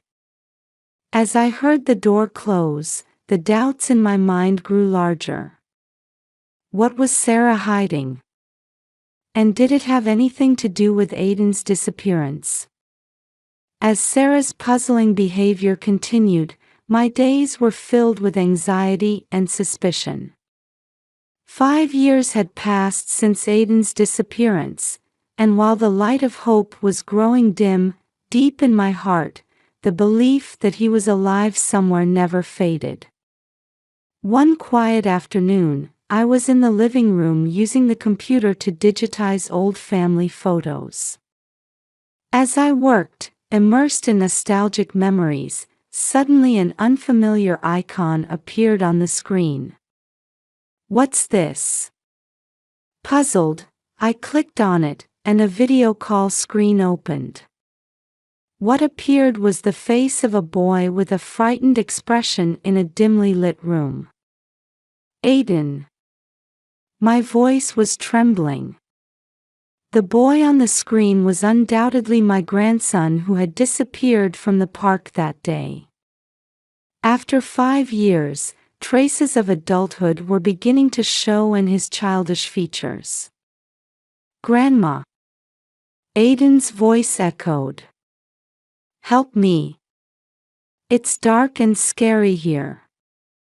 I gasped. Aiden, are you really? Where are you? I don't know. His voice was shaking. But Mom is lying. She's the one who locked me up here. At those words, something froze inside me. Sarah had. What do you mean? Sarah. Aiden looked around cautiously before continuing in a low voice. Mom makes me do photo shoots. There are scary people here too. I'm not allowed to go outside. Suddenly, there was a sound of a door opening in the distance. The color drained from Aiden's face. Mom's back. Grandma, help me. But don't tell anyone. With that cry, Aiden hurriedly cut off the call. The screen went dark, and I sat there, dumbfounded. My head was in a whirl of confusion. Aiden was alive. However, his situation was beyond imagination. And the most shocking fact was that Sarah was involved. With trembling hands, I took out my cell phone to call Mark. But I hesitated for a moment. Aiden had said, "Don't tell anyone." But I couldn't leave things as they were. Taking a deep breath, I steeled my resolve. To save Aiden, I needed to act carefully but decisively. I had a gut feeling that this video message would be the turning point that would change everything. After receiving the shocking video message from Aiden, my heart was in turmoil. However, I knew I had to regain my composure. To save Aiden, we needed to act carefully. The next morning, I contacted John Brown, a longtime friend and retired police officer. I knew he would understand this difficult situation and give appropriate advice. "Carol, it's been a while. What's the matter?" John's voice on the phone mixed nostalgia with concern. Taking a deep breath, I told him about the recent developments in Aiden's video message. John listened silently, but I could hear his breathing become a bit ragged. "This is serious. We need to proceed with caution." John's voice became more serious. "First, we need to investigate Sarah's behavior in detail." Following John's advice, I began my own investigation. I started noting Sarah's outing patterns, her phone usage, and the places she had been frequently visiting recently. After a few days of observation, I discovered that Sarah was regularly heading to a warehouse district in the suburbs. So, one day, I decided to follow her. My heart raced as I watched Sarah's car stop in front of an old warehouse. After confirming that she had entered the building, I cautiously approached. Peeking through a window, I could see Sarah talking to someone. I couldn't see who she was talking to, but Sarah's expression wasn't that of the kind mother she usually portrayed. It was cold and calculating. This discovery turned my suspicions into certainty. There was a high possibility that Sarah was hiding Aiden. But why? And did Mark know about this? When I returned home, Mark had just come back from work. Seeing his tired expression, I hesitated, but felt the need to share the truth. "Mark, we need to talk," I carefully began. "What is it, Mom?" He looked at me with a bit of wariness. I told him about Aiden's video message and Sarah's suspicious behavior. I could see Mark's expression gradually changing. "No way. Sarah." Mark's voice mixed disbelief and confusion. "Mom, isn't this some kind of mistake?" "I wish it was," I answered quietly. "But considering Sarah's behavior lately." Mark collapsed into a chair. "I can't believe it, but if it's true." Seeing determination color his eyes, I felt a bit relieved. No matter how painful the truth might be, we needed the courage to face it. "Mark, let's get Aiden back together." I placed my hand on his shoulder. Mark slowly nodded. "Yes, we'll find him. And if Sarah really is involved." His words trailed off, but our resolve was set. To rescue Aiden and reveal the truth. That became our mission from that moment on. As Mark and I continued our joint investigation, shocking facts came to light one after another. With John's help, we dug into Sarah's past and discovered that she had been struggling with mental health issues for years. The stress from the divorce proceedings seemed to have triggered a rapid deterioration in her condition. Sarah had been diagnosed with bipolar disorder, Mark said with a shaking voice. But she refused treatment. Analyzing Sarah's behavior patterns confirmed that she was regularly visiting the warehouse in the suburbs. So, we decided to carefully monitor that location. One day, right after Sarah left the warehouse, we got a chance to peek inside. What we saw left us speechless. The walls were covered with countless photos, all of Aiden. However, many of them were taken after Aiden's disappearance. No way. Mark's face turned pale. Further investigation revealed that Sarah had staged Aiden's kidnapping and had been hiding him. Her diary contained entries detailing her desire for revenge against Mark and a distorted love for Aiden. Only I can understand Aiden.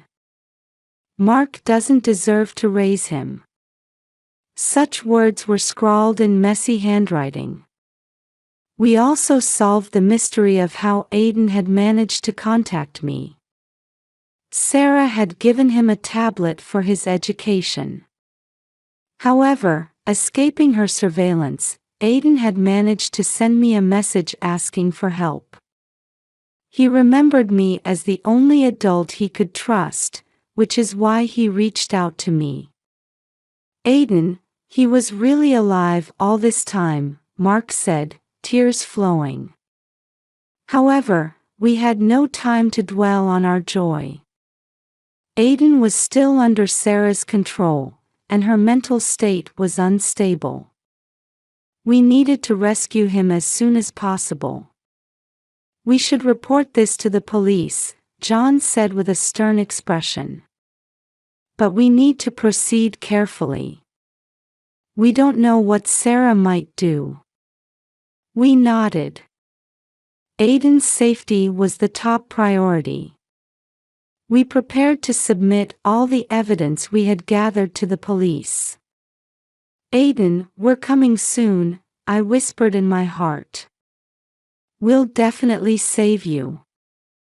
After thorough discussions with the police, the day of the rescue operation arrived. Early in the morning, a police team including a special unit set out for the warehouse. Mark and I were to wait at a location a bit further away. Mrs. Harrison, Mr. Harrison, the detective in charge called out to us. Please wait here until we secure the area. As tension mounted, police vehicles approached the warehouse one after another. My heart was pounding fiercely. Suddenly, sirens blared, and police officers rushed into the warehouse all at once. Police! Don't move! Right after that voice, a scream echoed. It was Sarah's voice. Let go. Aiden is my child.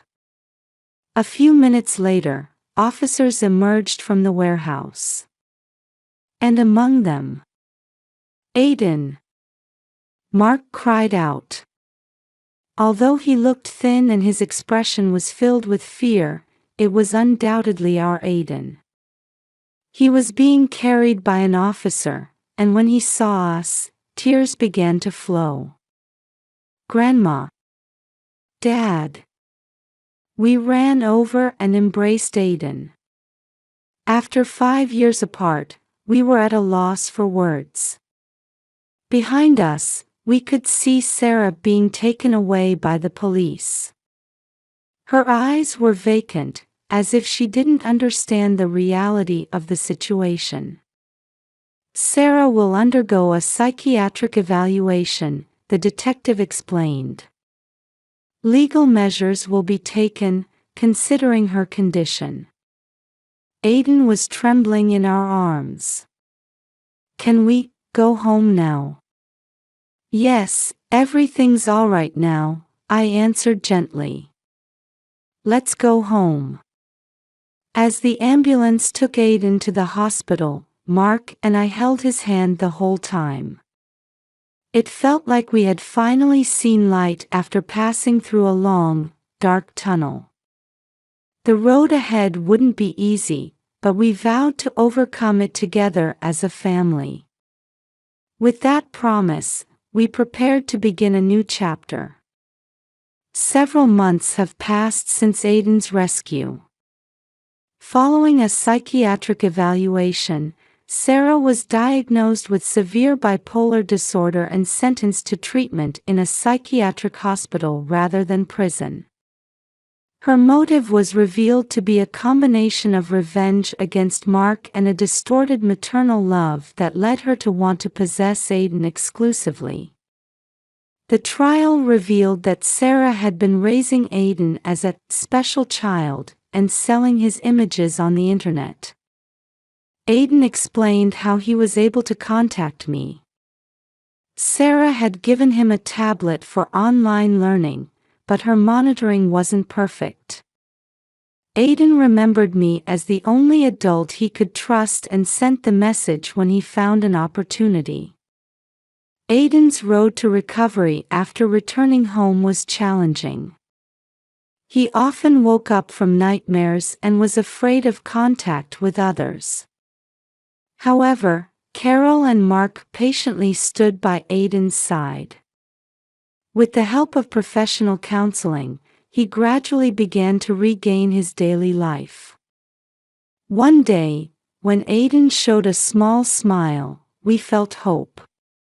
The family bond, though damaged, was surely being repaired. A long journey still lies ahead, but we will overcome it together. For Aiden's future. 1 year after Aiden's rescue, we were celebrating his 14th birthday. The table was set with a homemade cake, and colorful balloons decorated the room. Aiden's eyes, while still holding shadows of past fears, now shone with hope. Grandma, Dad, thank you, Aiden's voice mixed gratitude and strength. Sarah was under strict treatment, never to threaten us again. Aiden was bravely facing his trauma, attending counseling sessions and walking the path to recovery. And on this day, he announced a big decision to us. I want to start volunteering for the foster care system. I want to help kids like me. At those words, Mark and I couldn't help but tear up. Aiden, who had experienced such hardship, was now trying to use that experience to help others. It was proof that he had found true healing. Aiden, we're so proud of you, I hugged my grandson tightly. Our bond, having overcome adversity, had grown even stronger. This was the true victory. As I gazed at Aiden's smile, I thought from the bottom of my heart, our new life begins here.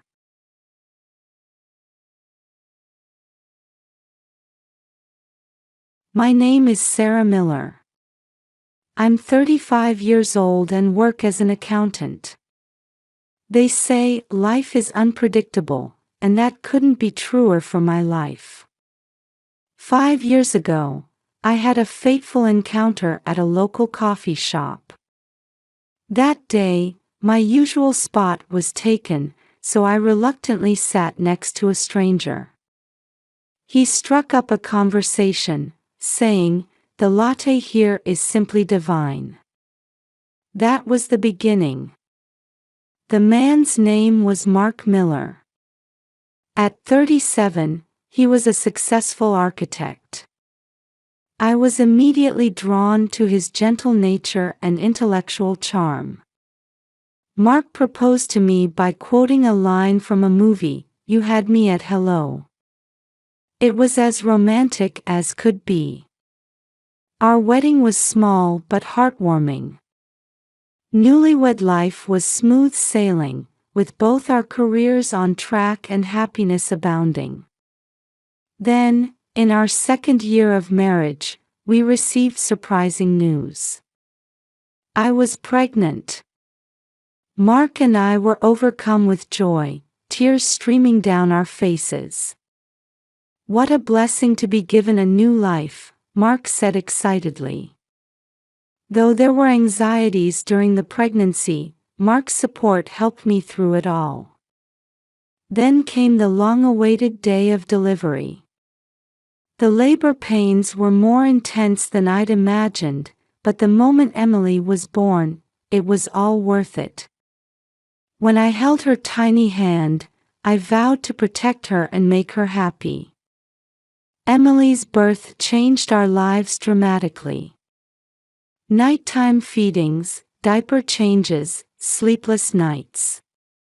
But every time we saw Emily's smile, all the fatigue just melted away. "Hey, Mark. Don't Emily's fingers look just like ours?" "They sure do. She'll grow up to be as beautiful as you, no doubt." With such conversations, we gradually shaped our new family dynamic. Emily's growth brought us new joys every day. Her first rollover, her first word, her first steps. Each moment felt like a small miracle, and we carefully recorded every precious milestone. "Sarah, you're an amazing mother," Mark would often say. Those words warmed my heart when I was exhausted. Little did we know that this happy event would soon bring a great trial to our family. 3 months after Emily's birth, my maternity leave was coming to an end.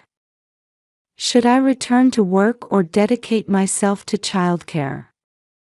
This decision would lead to unforeseen consequences that I couldn't have imagined at the time. I had a strong desire to return to work. I didn't want to give up my career as an accountant, and honestly, we needed my income. Mark's salary alone wouldn't cover the costs of raising Emily. But when I thought about Emily, my heart ached. Was it okay to leave a 3-month-old baby with someone else?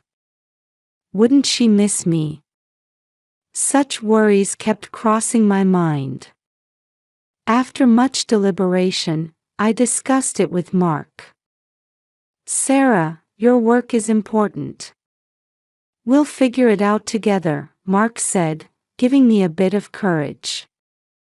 In the end, I decided to return to work. However, I started with part-time, 4 days a week, instead of full-time. Fortunately, my company was understanding and accepted this proposal. But a new problem arose. We needed to find someone to take care of Emily. We couldn't find a daycare that would accept a 3-month-old baby, and hiring a babysitter was too expensive. That's when Mark made a suggestion. "What about asking my mother?" Honestly, I was hesitant at first. I didn't have a particularly close relationship with my mother-in-law, Judith. But with no other options, we decided to ask Judith. She had recently retired and had time on her hands. When we explained the situation over the phone, Judith surprisingly agreed readily. "Taking care of my granddaughter. There's nothing that could make me happier," Judith said, which put me a bit at ease. However, I still felt a nagging worry. I wondered if Judith could really take proper care of Emily. Judith arrived at our house a week before I was to return to work. At 62, Judith was petite but exuded an air of authority. Her graying hair was pulled back tightly, and she wore crisply ironed clothes. "Please take care of her, Judith," I said, to which she smiled thinly and replied, "Oh, Sarah. No need for such formalities. Call me Mom. I felt a bit uneasy at her words but decided to comply for the sake of keeping the peace.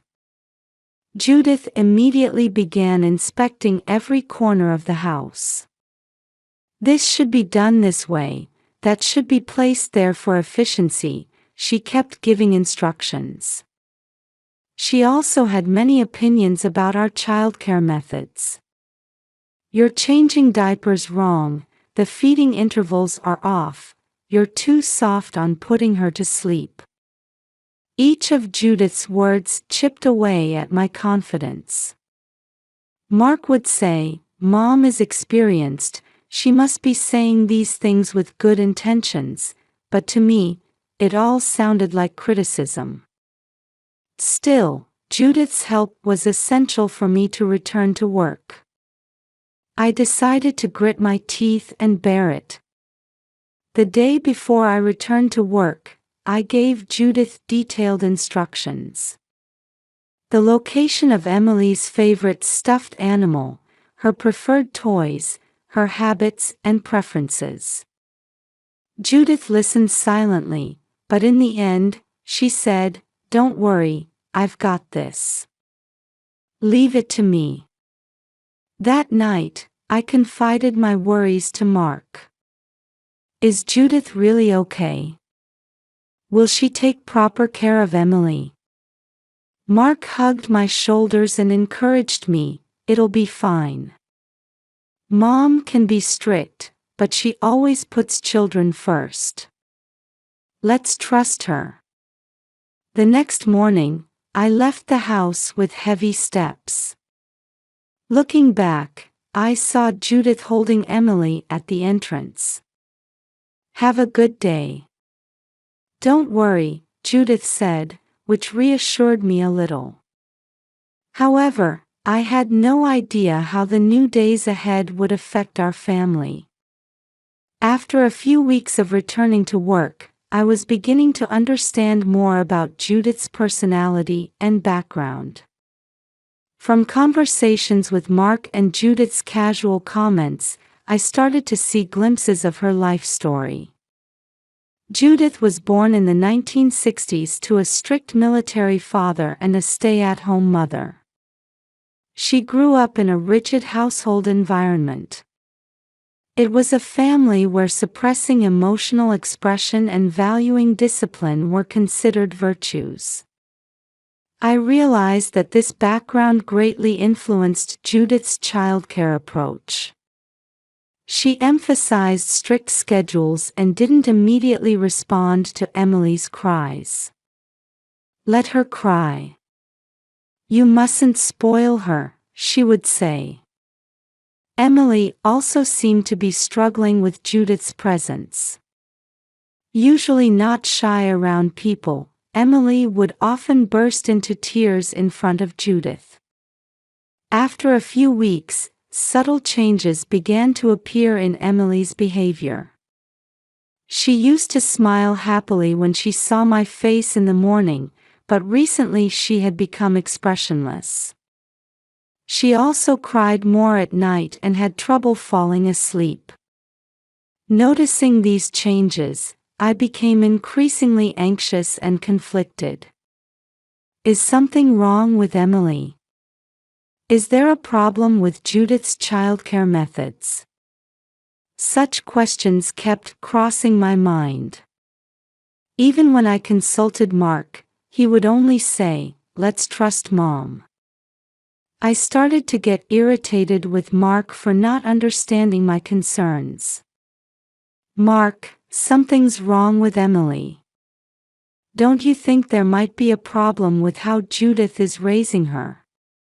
Sarah, Mom is experienced. Don't you think you're just being oversensitive?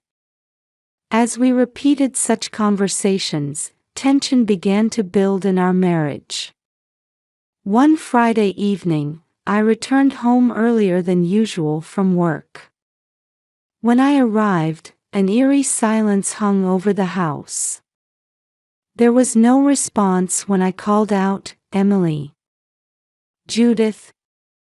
Driven by anxiety, I searched the house and heard a faint noise coming from the bedroom.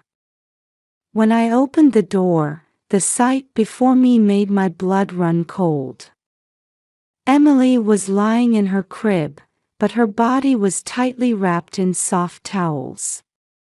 She was screaming, her face bright red. And Judith was sitting on the sofa, watching TV. "What on earth are you doing?" I cried out. Judith, showing no sign of distress, said, "This is the most efficient way. I can rest, and Emily is safe." I immediately picked up Emily and untied the towels binding her. When I checked Emily's body, I found light bruises on her arms and legs. Probably marks from being tied up. "Why would you do such a thing?"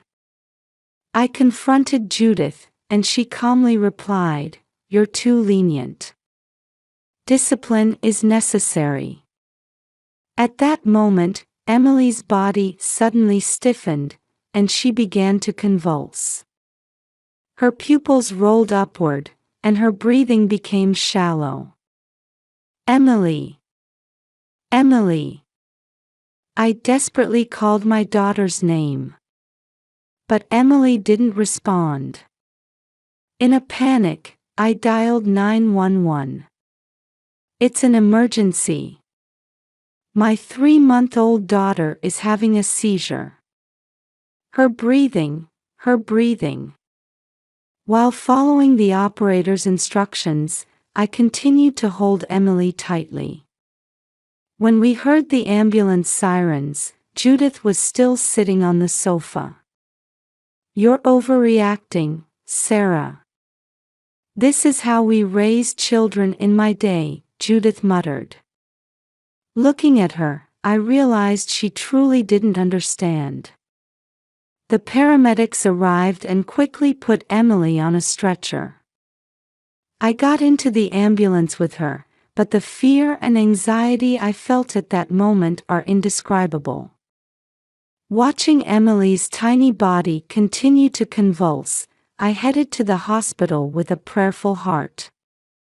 The hospital emergency room was in chaos. Emily was immediately taken to the treatment room, and I waited in the waiting room, trembling with anxiety. Mark arrived 30 minutes later. "Sarah, what's going on?" Mark rushed over, out of breath. I explained the situation through tears. I could see Mark's face contort with anger and fear. An hour later, the doctor came to us. "Mr. and Mrs. Miller, we need to talk," he said, and we were led to a small consultation room. "Your daughter's condition has stabilized," the doctor began. For a moment, I felt relieved, but the doctor's expression remained grave. However, our detailed examination shows the possibility of serious brain damage. The moment I heard those words, I felt my world crumbling. I could feel Mark squeezing my hand tightly, but all other sensations seemed to have gone numb. The doctor continued, "We've also found signs of long-term abuse. Do you have any idea about this?" We were at a loss for words. We hesitated whether to talk about Judith but decided to reveal everything. The doctor listened with a serious expression and said, "We'll need to contact Child Protective Services." Just then, we heard a commotion in the hallway. When we opened the door, we saw Judith surrounded by nurses. "I have the right to see my granddaughter," she was shouting. Glaring at the doctor, Judith cried out, "I've done nothing wrong." When Mark tried to intervene, Judith lashed out, "This happened because you spoil her too much." Security was called, and Judith was removed from the hospital. However, the chaos left deep scars on our hearts. Emily's future, our family bonds, and our marriage, everything was suddenly called into question. Several weeks have passed since Emily was discharged from the hospital. Life at home has been more challenging than we imagined.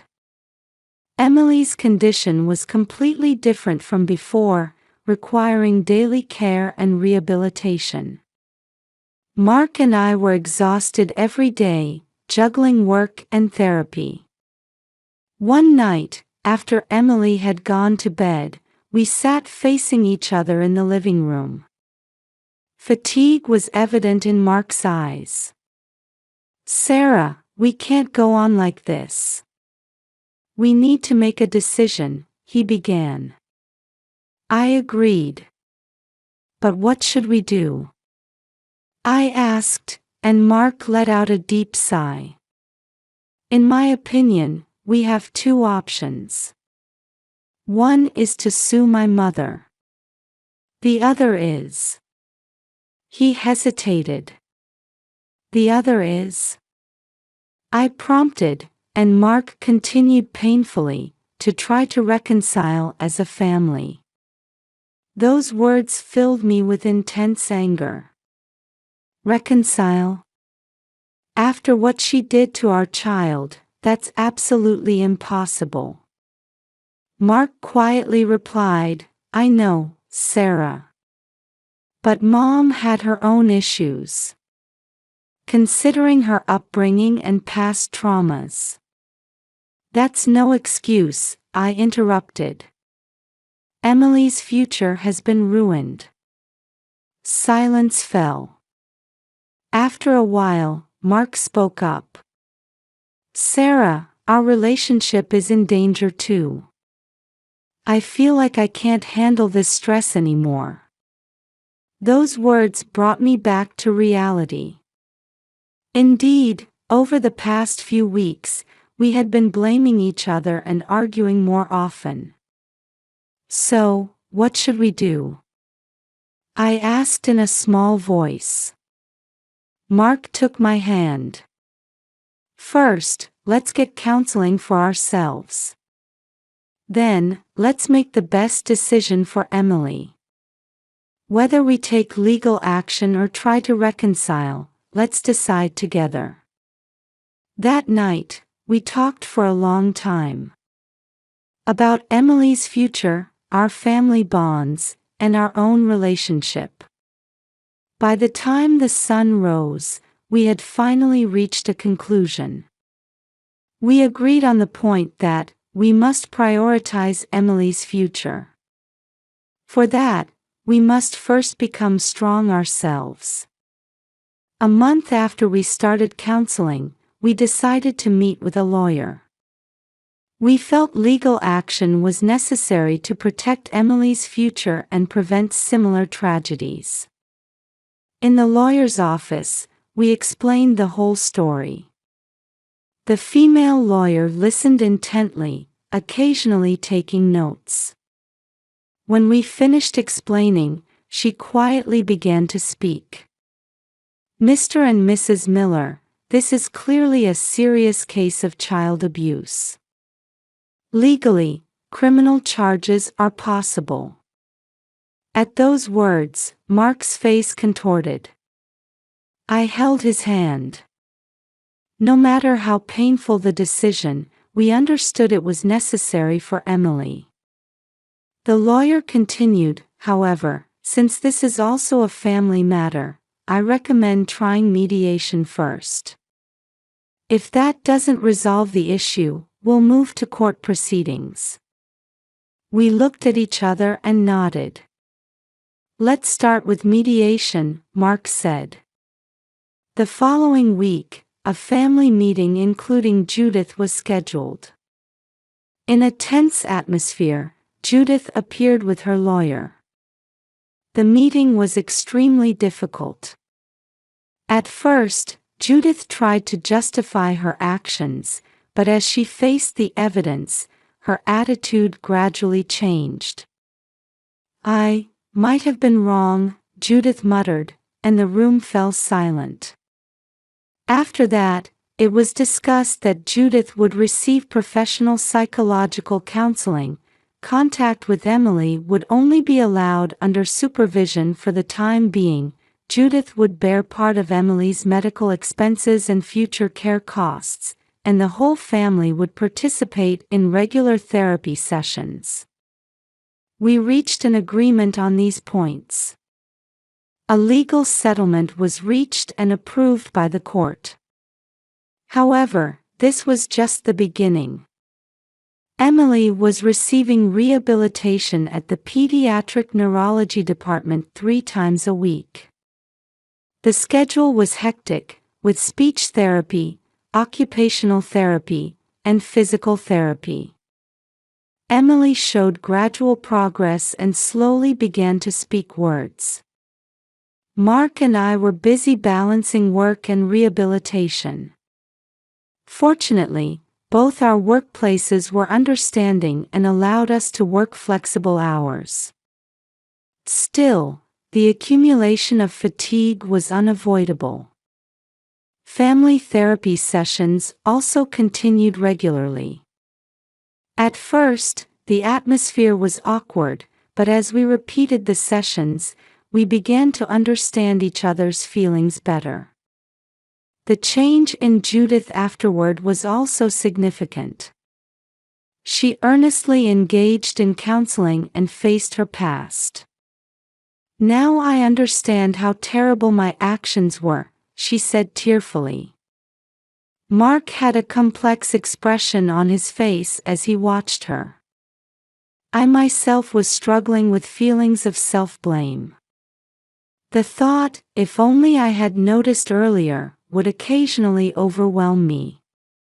The counselor repeatedly told me, 'You are a victim, not a perpetrator,' but it took time for me to fully accept those words." My relationship with Mark also deepened through this experience. By acknowledging each other's weaknesses and supporting each other, our bond became stronger than before.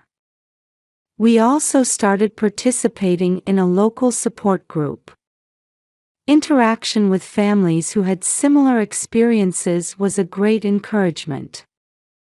The thought, "we're not alone," gave us strength. By the time Emily celebrated her 2nd birthday, she was showing recovery beyond the doctor's expectations. There were still many challenges ahead, but it was certain that a ray of hope had appeared. This journey may never end. However, as we move forward step by step, we have rediscovered our strength as a family. Emily's 5th birthday.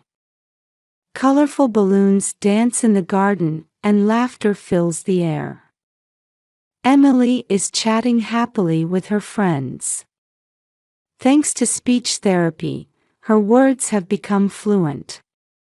She still has some difficulties, but she moves around controlling her wheelchair by herself.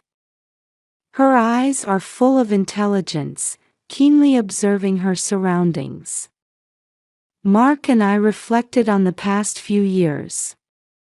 It had been a series of challenges, but also filled with many surprises and joys.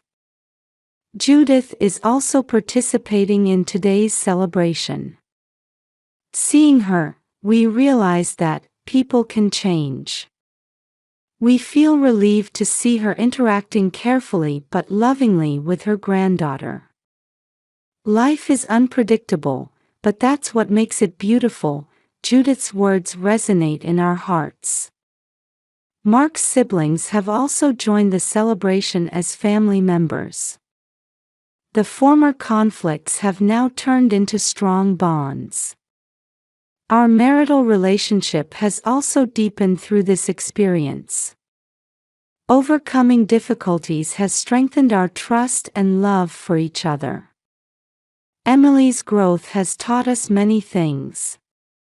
Despite her disability, she is blossoming with her own unique talents. She has a gift for writing poetry and is skilled at operating computers. We have started volunteering at local support groups, using our experience to help others. By supporting families in similar situations, we found healing for ourselves as well. I'm glad to be part of this family. Emily whispered these words before blowing out her birthday candles. We couldn't help but tear up at her words. Indeed, our life has taken an unexpected turn. But what we've gained through this journey is immeasurable. The strength of family bonds, the power of forgiveness, and the importance of hope. These give us the strength to overcome any difficulty. The future is still uncertain. But now we have a conviction. No matter what challenges await us, this family can overcome them. Believing this, we continue to move forward. Looking at Emily's smile, I quietly made a vow. Let's cherish each